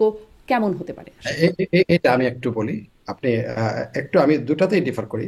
এটা কিন্তু প্রফেসর ইনুস বলেছেন, যে মাননীয় প্রধান উপদেষ্টা বলেছেন, ভারতের সাথে সম্পর্ক উন্নয়ন আহ, উন্নয়ন করা ছাড়া কোনো উপায় নেই। ভারতে এই ধরনের একটা কথা বলেছেন, এটা আমি ডেইলি স্টারে দেখেছি, একদম হেডিং এ ফার্স্ট ইয়াতে আসছে, ভারতের সাথে উন্নয়ন, ভারতের সম্পর্ক উন্নয়নের কোনো বিকল্প নাই, এই ধরনের একটা কথা বলেছেন। কথাটা এক্স্যাক্টলি এই ধরনের। আবার আপনি উপেন্দ্র ত্রিবেদী যে কথাটা বলেছেন, যেটা বললেন, উনি কিন্তু আবার উল্টা কথা বলেছেন। উনি কিন্তু সম্পর্ক খুব ভালো এটা বলেন, উনি বলছেন বাংলাদেশের সরকার পরিবর্তন হলে তখন ভারতের সাথে সম্পর্কের উন্নয়ন ঘটবে। স্বাভাবিক হবে। এটা কিন্তু দুই ধরনের, এই ধরনের কথা। উপেন্দ্র ত্রিবেদী এই কথা বলে নাই যে সম্পর্ক ভালো যাচ্ছে, খুব এটা যাচ্ছে। আর ওইটা সামরিক বাহিনীর, ওইটা হয়তো দ্বিপাক্ষিক টেলিফোনিক আলাপ আলোচনা হয়েছে, এটা হয়তো রুটিন টেলিফোনিক আলাপ আলোচনা। বাট এই দুইটা কিন্তু দুই ধরনের বক্তব্য। একজন বলেছেন সম্পর্ক উন্নয়ন ছাড়া মানে কোনো ইয়ে নাই, উপায়, দ্বিতীয় কোনো উপায় নাই। আরেকজন বলছেন যে বাংলাদেশের সরকার পরিবর্তন হলে সম্পর্কের উন্নয়ন হবে। এইটা হচ্ছে দুই ধরনের বক্তব্য, দুইজনের বক্তব্য। তার মানে হচ্ছে এখানেও কিন্তু গোলাটে। এখনো কিন্তু ঘোলাটে। আপনার এই শব্দটা আমি আবারও হুম নিচ্ছি। হুম। আপনি যে ঘোলাটে বলছেন, এখনো কিন্তু ঘোলাটে। একজন এটা বলেছেন, একজন কিন্তু আবার প্রফেসর ইউনূস যখন টেক ওভার করলেন, যখন উনি শপথ গ্রহণ করার পর, সরি, শপথ গ্রহণের আগে আগেই একটা ইন্টারভিউ দিয়েছিলেন আহ, ফ্রান্সে, সম্ভবত প্যারিসে। ওনাকে জিজ্ঞেস করা হয়েছিল, তখন উনি একটা কিন্তু সাবধান বাণী সেখানে করেছিলেন। সেটা হচ্ছে যে if Bangladesh if not remain stable, hmm. অর্থাৎ বাংলাদেশ যদি স্থিতিশীলতা না থাকে, তাহলে ভারতের পশ্চিমবঙ্গ, ভারতের পূর্বাঞ্চল এবং মিয়ানমারও স্টেবল থাকবে না। তো এটা কিন্তু তখন আমার কাছে মনে হয়েছিল, একজন সাধারণ, ধরেন অল্পদিন মন্ত্রণালয়ে কাজ করেছি, সেই হিসেবে আমি আবার মিলিটারির বাইরে গিয়েও পররাষ্ট্র কূটনীতিরও ছাত্র হিসেবে মনে করি নিজেকে অনেক সময়। সেখানে কিন্তু এই এই ধরনের ওয়ার্ন করা একজন সার্বভৌম দেশকে, এটা কিন্তু যায় না কূটনীতিতে। আপনি বলতে পারেন না আমার দেশ অস্থিতিশীল, এটা আমার কারণে হতে পারে, কিন্তু অন্য দেশকে, আমি অন্য দেশ থাকলেও আমি বলবো না যে তোমার দেশকেও আমি অস্থিতিশীল, তোমার দেশ অস্থিতিশীল থাকবেন, এই কথা কিন্তু বলা যায় না। এবং সেটার প্রেক্ষিতে হয়তো রাজনাথ সিং তখন এই কথাগুলি ওখানে লখনৌতে, এর পরপরই লখনৌতে এই কথাগুলি উচ্চারণ করেছিলেন। তো এখানে এই জিনিসগুলো কিন্তু ঘোলাটে। এই যে সম্পর্কের বিষয়টা, যেমন আমাদের দেশে এখন জোর সোর গুজব কিছু হলেই পাকিস্তানকে আইএসআই আসতেছে, এই করছে, ব্যবসা বাণিজ্য কেন হবে, এগুলি কথা যেমন বলা, এটা যেমন ঘোলাটে হচ্ছে। আবার একইভাবে ভারতের এই যে সার্জিক্যাল অপারেশনের কথা, বা ভারতের সাথে সম্পর্কের কথা, টানাপোড়েনের কথা, বা আমাদের এই যে আপনার ত্রিপুরাতে আমাদের উপ হাই কমিশন আক্রান্ত হওয়ার বিষয়, বা আমাদের কিছু লোকজন আবার অতি উৎসাহিত করে রাত্রে গেলা, রাতের ভিতরে গিয়ে কলকাতা দখল করে ফেলবে। আবার কলকাতার যারা উগ্রবাদী তারা এসে বাংলাদেশকে এখানে হিন্দুদের মেরে ফেলছে, কেটে ফেলছে বলে এক ধরনের এগুলো হাইপ মানে একটা। এই যে গোলাটে না, গোলাটের মধ্যে একেবারে পুরোপুরি কে কোন পানিতে মাছ শিকার করার চেষ্টায় আছে, এটাও বোঝা যাচ্ছে না, এমন গোলাটে করে ফেলছে অবস্থাগুলি। জি, মানে সেখান থেকে আসলে সামনে পরিস্থিতি কোন দিকে যাচ্ছে, ডিসেম্বর নাগাদ কি হবে, এই এই চিন্তা তো মানুষের মধ্যেই আছে। মানুষের মধ্যে কি একটা খুব আনসার্টেনটি বা অনিশ্চয়তা বোধ কাজ করছে দেশের মানুষের মধ্যে, কি মনে হয়? আমি আপনাকে বলি, আনসার্টিনিটি আছে বলেই দেশের একটা আমি তথ্য উপাত্ত দিই আপনাকে হুম সেখান থেকে। আপনি যেমন গত ফিনান্সিয়াল সাথে ইয়ারের সাথে এই বছরের ফিনান্সিয়াল ইয়ার যদি আপনি চিন্তা করেন, আমাদের শিল্প উৎপাদন শ্রিঙ্ক করেছে, তো সংকুচিত হয়েছে প্রায় আপনার 35%। একই সাথে শিল্প উৎপাদনে ব্যয় বেড়েছে 30%। এটা হচ্ছে মানুষ যখন আনসার্টেনিটির মধ্যে থাকে।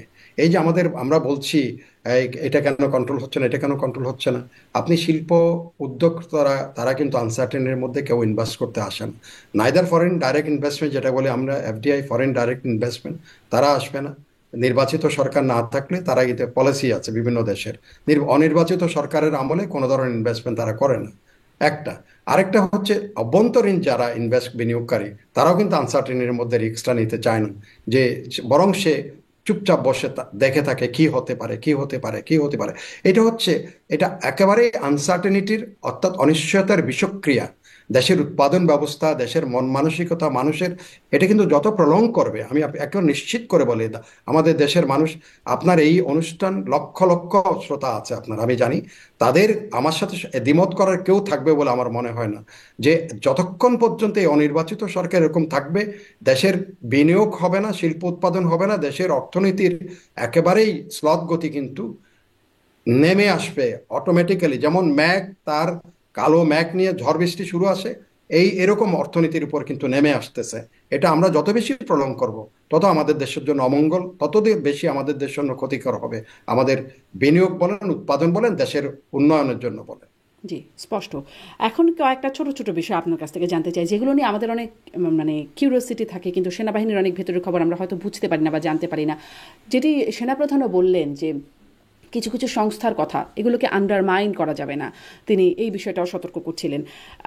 মানে ডিজিএফআই এর নাম উঠে আসে, জাতিসংঘ তদন্ত প্রতিবেদনে এসেছে, তার বক্তব্যে উঠে এসেছে, বা আমাদের মধ্যেও আলোচনা এখন খুব ডিজিএফআই এর নাম হরহামেশা উঠে আসে। তা গুমের সাথে, বিশেষ করে গুম কমিশনের প্রতিবেদন বা গুমের সাথে কথা উঠলেই ডিজিএফআই এর নামটি উঠে আসে। ডিজিএফআই আসলে কাজটা কি, ডিজিএফআই এর কি করার কথা? শোনেন, আমি একটু আবার বলি, আমেরিকাতে প্যাট্রিয়টিক অ্যাক্ট বলে একটা অ্যাক্ট আছে। সেখানে এফবিআই অথবা তাদের সিআইএ যদি কাউকে নিয়ে যায়, আপনার হেভিয়াস কর্পাস, আমি আইনের ছাত্র না, বাট হেভিয়াস কর্পাস মানে হচ্ছে সশরীরে হাজির করতে হয়। ওই চ্যালেঞ্জ কিন্তু কোনো কোর্টে করতে পারবেন না আপনি, কারণ তার দেশের প্রতি এই যে গুয়ান্তানামো বে থেকে কেউ কোনো কোর্টে চ্যালেঞ্জ করতে পেরেছে এই মানুষগুলোকে কেন নেওয়া হচ্ছে, কোত্থেকে নেওয়া হচ্ছে, কিসের জন্য নেওয়া হচ্ছে, এরা কারা, কেউ জানে না। একইভাবে আবু গারিব ইরাকে, হাজার হাজার ইরাকি যুদ্ধবন্দী, কেউ কোনোদিন চ্যালেঞ্জ করতে পারেনি। সেখানে বরং আমরা পরে যেগুলো দেখা হয়েছে, আমেরিকান হয়তো মেইন লাইন তারা স্ট্রিম যারা মানবাধিকার এরকম কিছু কিছু দেখেছে, তাদেরকে ওখানে ব্লাড হাউন্ড রেখেছে, ওগুলো নিয়ে তাদের সেলের ভিতর ছেড়ে দিত এই বন্দীদের অত্যাচার নিপীড়নের জন্য। ওয়াটার বোর্ডিং, পৃথিবীর সবচেয়ে মারাত্মক নিপীড়ন অত্যাচার গুয়ান্তানামো বেতে যেটা করেছে। তো সেগুলো এখন ধরেন এই যে যারা এইসব কথাবার্তা বলে, আপনি কোনোদিন দেখবেন ভারতে তাদের সম্বন্ধে আজকে একটা কথা কোনোদিন বলে, আইএসআই নিয়ে পাকিস্তানে কোনোদিন একটা কথা শব্দ উঠে নাই। আপনি এফবিআই এর কর্মকাণ্ড নিয়ে একটা কথা উঠে নাই। সারা মধ্যপ্রাচ্যে কি পরিমাণ, কিভাবে এই দল সৃষ্টি করতেছে, ওই দল সৃষ্টি করতেছে, এটা করছে সেটা করছে, হাজারো মানুষ। আফগানিস্তানে 20 বছর ধরে কন্টিনিউয়াস বোম অবর্ষণ, কোনো একটা শব্দ, কত মানুষ, কত স্কুল কলেজ মাদ্রাসা ধ্বংস হয়েছে, বিয়ের অনুষ্ঠানের উপর বম করেছে, এগুলো নিয়ে কিন্তু কোনো কথা নাই। আমাদের মতো তৃতীয় বিশ্ব দেশের উপরে যেমন আমাদের এই সংস্থাগুলিকে যদি অকার্যকর করা যায়, সেখানে বাইরের প্লেয়াররা খুব আরামসে প্লে করতে পারে। ডিজিএফআই আপনি যে বললেন কাজটা কি, কাজটা হচ্ছে কাউন্টার ইন্টেলিজেন্স বলে ডিজিএফআই একটা জিনিস আছে, সিআইবি, তাদের কাজ হচ্ছে। আবার ফরেন ইন্টেলিজেন্সও আছে, যে আমাদের দেশে দেশে আমাদের দেশের স্বার্থ রক্ষায় কোনখানে কি হচ্ছে এটা সার্ভেল করা। এটা কিন্তু প্রকাশিত নয়, অপ্রকাশিতভাবে দেশের অভ্যন্তরে যারা দেশের বিরুদ্ধে কাজ করে, এই সংস্থাগুলি যদি না থাকতো, এনএসআই ডিজিএফআই না থাকতো, দেখতেন বাংলাদেশের সামরিক বাহিনীর বিরুদ্ধে এটা করতো, ওইটার বিরুদ্ধে গিয়ে এটা করতো, এটার বিরুদ্ধে। এখন সবাই কিন্তু ধুয়া তুলসী পাতা না। আপনি দেখেন ভারতের ছবিগুলো, আমি দেখি সব ছবিগুলোতে আপনি প্রথম শুরু করে কোনো যদি যেই কার্গিলের যুদ্ধ নিয়ে, সেখানে কি তারে সালাম, সবাই পুরা জাতি কাঁদতেছে তার জন্য, একটা শহীদ নাম দিয়ে তার বউরে আয়না তার বাচ্চাদের হাজির করতেছে। সমস্ত ছবিগুলো আপনি মিশন কাশ্মীর দেখেন, আপনি সেখানে কিভাবে তাদেরকে হাইলাইট করা হচ্ছে। আর এখানে এটা কিন্তু একটা প্রজেক্ট বিভিন্ন সংস্থার হতে পারে, বাংলাদেশের অর্গানাইজেশনগুলোকে ডিফাইম করা, এক করে তাকে ধ্বংস করা। এই যে অনেকটা আয়নাগর আয়নাগর করতে করতে অনেক কিছু করা হয়েছে। এবং আমি তো পরিষ্কার, আমাকে প্রশ্ন করা হয়েছে, আমাদের দেশেরই একটা চ্যানেল প্রশ্ন করেছিল, আমাকে প্রশ্ন করলো যে 700 নাকি আয়নাগর আছে আপনি। তা আমি বললাম যে আমি 700 আয়নাগর আমি শুনি না, আমি একসময় ডিজেফাই কাজ করেছিলাম, একসময় কাজ করেছি দীর্ঘ সময়, এবং বাইরেও ছিলাম, দেশের বাইরেও। এখন সেখানে কথা হচ্ছে একটা জেআইসি বলে একটা সেল আছে, জয়েন্ট ইন্টারোগেশন সেল। ধরেন আমি আমার দেশের বিরুদ্ধে, কেউ স্বার্থের বিরুদ্ধে কাজ করছে, বা আমার এখানে একটা প্রজেক্ট হচ্ছে, ধরেন রূপপুর পারমাণবিক বিদ্যুৎ কেন্দ্র হচ্ছে, কোনো কেউ এসে সেটা সাবোটেজ করবে, বা সেখানে যারা আছে তার তথ্য উপাত্ত সব চুরি করে নিয়ে যাবে, তাকে সার্ভেইলে রাখা, তাকে ধরা, এটা কিন্তু একটা অন্যতম দায়িত্ব, তাকে সার্ভেইলেন্সে রাখা। What is his mission, why this man or this unwarranted person is moving here and there, তাকে এনে জেআইসিতে এনে তাকে ইন্টারোগেট করে। সেখানে ধরেন পারমাণবিক শক্তি কেন্দ্রে যারা থাকে তাদেরকেও প্রশ্ন করার সুযোগ পাবে তার বিষয়ে রিলেটেড। তো একইভাবে দেশের অভ্যন্তরীণ কোনো কিছু সে স্যাবোটেজ করতে আসছে কিনা, সেটা ডিজিএফআই কিন্তু সেখানে করে, পুলিশের থাকলে ডিবিআই করে, এনএসআই থাকলে এনএসআই প্রশ্ন করে। এই জন্য এটাকে নামই হয়েছে জয়েন্ট ইন্টারোগেশন সেল। এখন সেটাকে নিয়ে আপনি যদি একেবারেই তুলকালাম কাণ্ড করে বসে থাকেন, তো 700 সেল হচ্ছে পুলিশের প্রত্যেকটা থানায় একটা করে ইয়ে আছে, যেখানে আসামি ধরলে কিছুক্ষণের কোর্টে চালান দেওয়ার আগে পর্যন্ত রাখে। এখন এগুলিকে সবগুলি যদি আয়নাঘর বানায়, একদম দেশের সমস্ত আইন শৃঙ্খলা গোয়েন্দা সংস্থা সবগুলোকে আপনি ধুলায় মিশিয়ে দেবেন, এটা কিন্তু অনুচিত। কিন্তু এই তাহলে যে কথাটাই কিন্তু অভিযোগগুলো আসছে আপনি এটাকে তাহলে কিভাবে বলবেন? মানে তাদেরকে এই তো কোনো কোনো অভিযোগগুলো আইনি প্রটোকল নাই তাদেরকে ধরবার, মানে সার্ভিলেন্সের কোনো আইনি প্রটোকল নাই, যাকে যেখান থেকে খুশি নিয়ে যাওয়া আছে, যায়, কতদিন রাখা হবে, কিছু কি কোনো প্রটোকল না, নাই? Definitely definite. যেমন আমি আপনাকে বলি, প্যাট্রিয়ট একটা আমাদের অ্যাক্ট সেটা দেয় নাই। প্যাট্রিয়ট অ্যাক্টে কিন্তু অনাদিকাল, এখানে কেউ প্রশ্ন তুলতে পারবে না। এটা আইন এইরকম আইন দেওয়া, আইন দ্বারা কোনো প্রশ্ন তোলা যাবে না। আমি তো একদম দায়িত্ব নিয়ে এই কথাটা বলছি, ওখানে কোনো প্রশ্ন তোলা যাবে না, কারণ তাকে কখন রাখবে, কতদিন রাখবে, এরকম। এখানে ডিজিএফআই সেটা না, তাকে যে ডিজিএফআই তো রাখা ওখানে, হয়েছে এটাও তার পরিবারকে জানানো হবে না? মানে এটারও এটা বাধ্যবাধকতা আমাদের নাই? দেশে, না, আমাদের আমাদের দেশে জানানো হয়, কিন্তু আমেরিকান প্যাট্রিয়ট অ্যাক্টে সে জানাতে বাধ্য নয়, কিন্তু জানানো হয় না। যেমন এই যে গত পরশুদিন ট্রাম্প তার কংগ্রেসে বক্তৃতা দিয়েছে, আপনি দেখেছেন হয়তো, বক্তৃতার মধ্যে বলেছেন যেটা তাদের আপনার ইরাকে যে হত্যাকাণ্ডের একটা ইয়ে করেছে তারা, সরি আফগানিস্তানে, before they depart, American troops depart, there was a massive killing, একটা বম ইয়ে করা হয়েছে ওখানে, পোতানো হয়েছে, বা মাইন পুঁতে তাদের সৈন্য মারা হয়েছে। The gentleman who was there, who was held responsible তাদের দৃষ্টিতে, সে এখন উনি বক্তৃতায় বলল he is now in our hands. কোথা থেকে? He has given thanks to Pakistan. Pakistan help us to capture him. So এখন ওই লোকের কেন নেবে, কোথায় নিচ্ছে, কিচ্ছু তারা বলতে এখন বাদ। You can't go to the court to challenge যে হোয়াই তাকে এখানে আনা হয়েছে। এখন ধরেন আমাদের দেশে এই যে আমার আবার তুর্কার তুর্কের বলকার তুর্কের কথা বলি, সে তো আমাদের এখানে বিরাট একটা স্ট্রেঞ্জ নিয়েছে, কই ওখানে নিয়ে তো একটা কথা বক্তব্য এখনো পর্যন্ত দেয় নাই যে আমি মানবাধিকার লঙ্ঘিত হচ্ছে ওখানে। তার বিচার ছাড়া তারে কোথায় নিয়ে গেছে। আপনার গুয়ান্তানামো বের কোনো বিচার হয় নাই, আপনি আবু গারিবের কোনো বিচার হয় না, এই নিয়ে তো কোনো বক্তব্য কোনোদিন দেখলাম না। এই যে মিয়ানমারের নাগরিকগুলো এখানে 12 লক্ষ, বরং কালকে পরশুদিন তাদের টাকা পয়সা অর্ধেক করে দিয়েছে, এখন বাংলাদেশকে চালাতে হবে, কই এখানে মানবাধিকার কোথায়? 12 লক্ষ মানুষ, একটা দুইটা মানুষ নিয়ে হাই হই হই হই শুরু করছে, আর 12 লক্ষ মানুষ আজকে 7 বছর ধরে বাংলাদেশে পড়ে আছে। তাদের লেখাপড়া কই, তাদের খাদ্য কই, তাদের বাসস্থান কই, তাদের ভবিষ্যৎ কই, হুম। কিছু নিয়ে কিন্তু কোনো একটা আলোচনা নেই দুটো তাদের মানুষের মানব। সাথেও কি এটা এটা করা সঠিক কাজ? মানে যেই গুম কমিশনের প্রতিবেদন নিশ্চয়ই আপনি নো, দেখেছেন। নো, উচিত এজন্য গুম কমিশন বিচার করবে। সেখানে হচ্ছে কি, ইফ সেনাপ্রধান কিন্তু এই কথাটা বলেছেন, যারা if somebody is held responsible he will be facing the trial, সে তার জাস্টিস, সে will get the due justice. কিন্তু পুরো সংস্থাকে তুমি মাটিতে মিশাই দিতে পারো না, এই কথাটাই বলা হুম। হচ্ছে। তুমি পুরো সংস্থাকেই অকার্যকর করার জন্য তার বিরুদ্ধে উঠে পড়ে নাম ধরে DGFI, no DGFI, it is the individual who is held responsible. কেউ যদি একজন দায়িত্ব নিয়ে ওখানে যদি এই কাজ করে থাকে, তাকে আইনের মুখোমুখি করা হবে, কিন্তু পুরো সংস্থাকে নয়। সংস্থাতে হাজার শত শত লোক কাজ করে ওখানে, হাজার হাজার লোক কাজ করে ওখানে। জি। সেই কথাটাই তাহলে বলা হয়েছে, তাহলে তাদের মোরালটাকে ডিগ্রেড না করার জন্য বলা হয়েছে। সেটা খুবই যৌক্তিক, কিন্তু মানে এটার কি মানে কোথাও থেকে চেক করা হয় না? সুপেরিয়র কমান্ড বানার কোনো জায়গা থাকে না, বা সুপেরিয়র রিপোর্টিং এর কোনো জায়গা থাকে না, শুধু একজন দুজন ব্যক্তি? সেটি কিভাবে আসে সেটাও একটু জানতে চাই। এবং আপনি বলছিলেন যে এটির কোনো নির্দিষ্ট সময়সীমা নাই বা জানাতে বাধ্য থাকবে না, তাহলে কি একরকম অনিয়ন্ত্রিত বা জবাবদিহিতাহীন একটা সংস্থা ডিজিএফআই? না, আমি ওই কথাটা বলছি, প্যাট্রিয়ট অ্যাক্টের কথা বলেছি।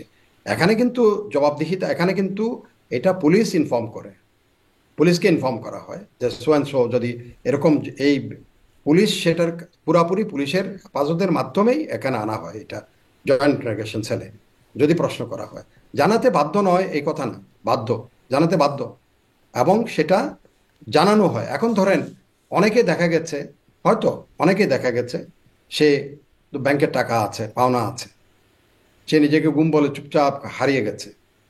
অনেকে তার জায়গা জমি নিয়ে কিছু একটা গুম বলে হারিয়ে গেছে, এরকম অনেকগুলো কেস আছে। এখন আসল সত্যি সত্যি গুম যারা, যেমন ধরেন এখন এই যে ব্রিগেডিয়ার আমান আজমি, আহ, উনি তো বলছেন আমার সাথে খুব ভালো ব্যবহার করেছে, আমাকে সাথে খুব ভালোই রেখেছে, আমি খাওয়া দাওয়া করেছি ঠিক মতো, সবকিছুতেই ছিলাম। হয়তো এটা কি সেফ কাস্টডিতে, এখন কোন অথরিটি তাকে রাখা হচ্ছে, সে এখন কোর্টে যাচ্ছে, গেলে সেখানে বিচার হবে। হুম। তার সাথে ভালো ব্যবহার করেছে, এরকম তো কিন্তু আর কেউ, পরিবারকে জানানোও হয় নাই যে তাকে এরকম রাখা হয়েছে। একদম অজ্ঞাত অবস্থায় তিনি ছিলেন। সেই কথাটা সেইখানেই সেনাপ্রধান বলেছেন, যারা those are held responsible for this, তাদের বিচার, তারা বিচারের মুখোমুখি হবে। এটা কিন্তু বিচার করা হবে না এই কথাটা বলা হয়নি, বাট তার অর্থ এই নয় যে পুরো সংস্থাকে তুমি একেবারেই ডিগ্রেড করে দেবা, পুরো সংস্থাকে ব্লেম করবা। কেন?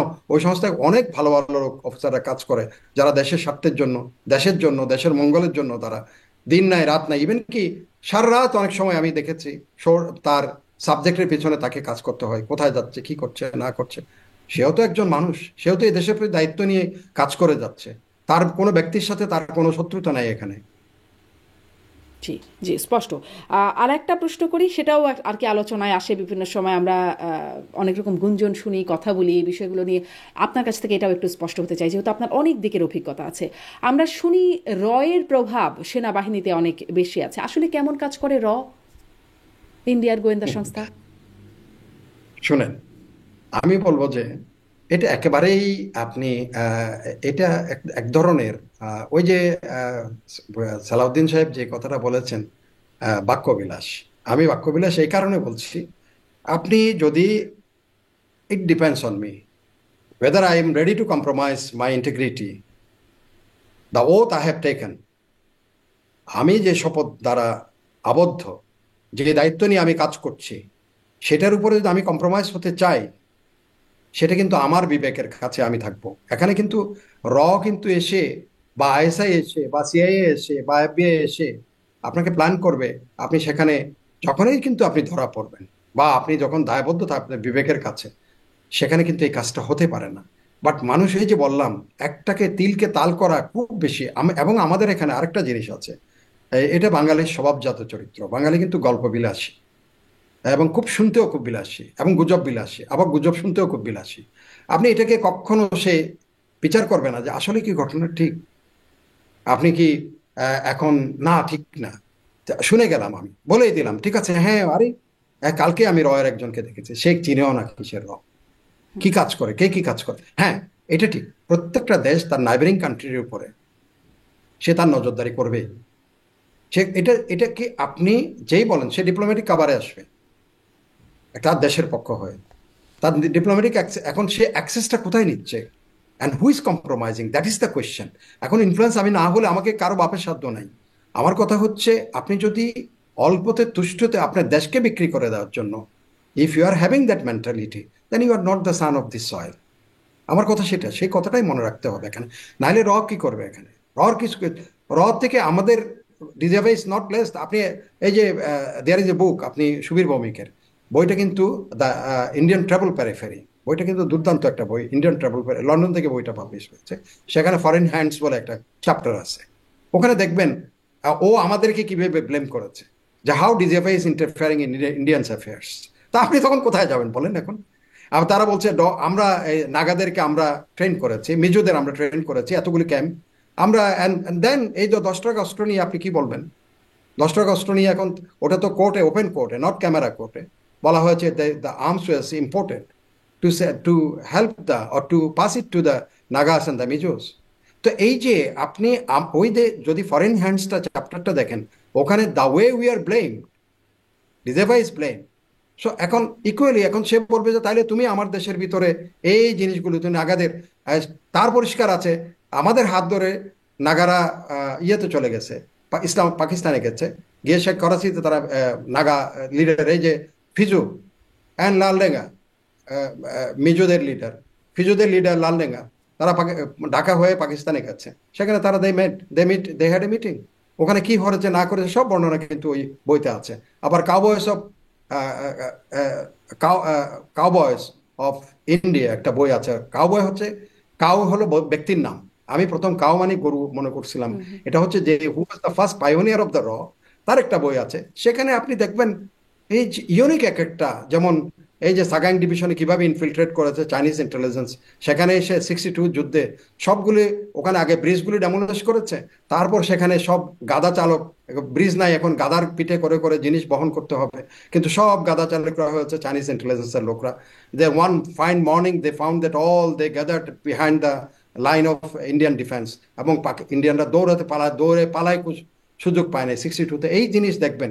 So the intelligence operatives will be there. Sagaing division হয়ে ঢুকছে এখন, তাদের কাছে এটা most sensitive area, Sagaing division ভারতের কাছে, যার জন্য তারা বাংলাদেশের উপর নজরদারি করলে এটা খুব বেশি যে তারা তাদের কাজ করতে চেষ্টা করবে, কারণ তাদের নাগাল্যান্ডে গ্যাঞ্জাম আছে, মিজোরামে গ্যাঞ্জাম আছে। Seven sister is volatile, and seven sister is very important for them. For the other side, যে মিয়ানমার একসময় এখানে আমেরিকান ইন্টেলিজেন্স কাজ করেছে, পার্বত্য চট্টগ্রাম বাফার জোন করতে চেয়েছে তারা, একে এনকাউন্টার করার জন্য চাইনিজ ইন্টেলিজেন্স তারা কাজ করেছে। তারা দেয়ার ইনফিল্ট্রেশন ওয়াজ দেয়ার, সাগাইং হয়ে তারা ঢুকেছে এখানে। তো এই যে এগুলোকে বাংলাদেশকে একেবারে কর্নার করার জন্য সবকিছুই বাংলাদেশে হয়, কালে অন্য কোনোখানে কিছু হয় না। This is not on, this is not just, মানে justice done to the Bangladesh intelligence. Bangladesh intelligence কি বসে থাকবে র এখানে কাজ করলে? Definitely they will encounter it. জি, মেজর ইমদাদুল ইসলাম, আপনাকে অনেক ধন্যবাদ। অনেকগুলো বিষয় আপনার কাছ থেকে শোনার সুযোগ হলো। আপনি একাধারে মানে সাবেক সেনা কর্মকর্তা, আপনি কূটনীতির জ্ঞান রাখেন, সাবেক কূটনীতিক, আপনি নিরাপত্তা বিশ্লেষক, অনেকগুলো অ্যাঙ্গেল থেকে আপনার কাছ থেকে শুনবার সুযোগ হলো। অনেক ধন্যবাদ, অনেকটা সময় দিয়েছেন আপনি আমাকে। আপনাকে অনেক ধন্যবাদ। আপনার লক্ষ লক্ষ দর্শক শ্রোতারা আছেন আমি জানি, কারণ আপনার সাথে আমার সৌভাগ্য হয়েছিল ওই যে দূর আলাপটা করার। সেখানে আমি দেখছি অলরেডি 2 লক্ষ, প্রায় 2.5 লক্ষর মতো ওখানে অলরেডি ভিউয়ার্স হয়ে গেছে। And I feel so proud of that I could participate. এখনো আপনার যারা লক্ষ লক্ষ দর্শক শ্রোতা যারা আছেন বা দেখবেন যারা, তাদের সবাইকে আমি আন্তরিক অভিনন্দন, মানে আগের থেকেই এই রোজার জানাচ্ছি। সামনে ঈদ আছে, হয়তো আপনার সাথে এর ভিতরে প্রোগ্রাম হবে না। ঈদ মোবারক, রমজান মোবারক, আপনারা সবাই ভালো থাকবেন। আমার কথার মধ্যে অনেক কিছু কিছু জিনিস আসছে, আমি এগুলো অন্তর থেকে বলেছি, কোনো কথা বানানো কিছুই না, স্পন্টেনিয়াসলি বলেছি। এবং যিনি উপস্থাপন করছেন ও আমি অনেক দিন আমার ইচ্ছা ছিল ওনার সাথে আমি কোনো না কোনো প্রোগ্রাম করবো, যখন ডিবিসিতে আপনি প্রোগ্রাম করতেন। সো এটাও আমার এক ধরনের ইয়ে ছিল, আমি আপনি বলার সাথে সাথে রাজি হয়েছি। আমার বক্তব্য আসলে আমি অন্তর থেকে দিয়েছি স্বতঃস্ফূর্তভাবে, এখানে কোনো ধরনের কোনো অ্যাঙ্গেল থেকে কোনো বায়াসড হয়ে কোনো বক্তব্য রাখিনি। ধন্যবাদ।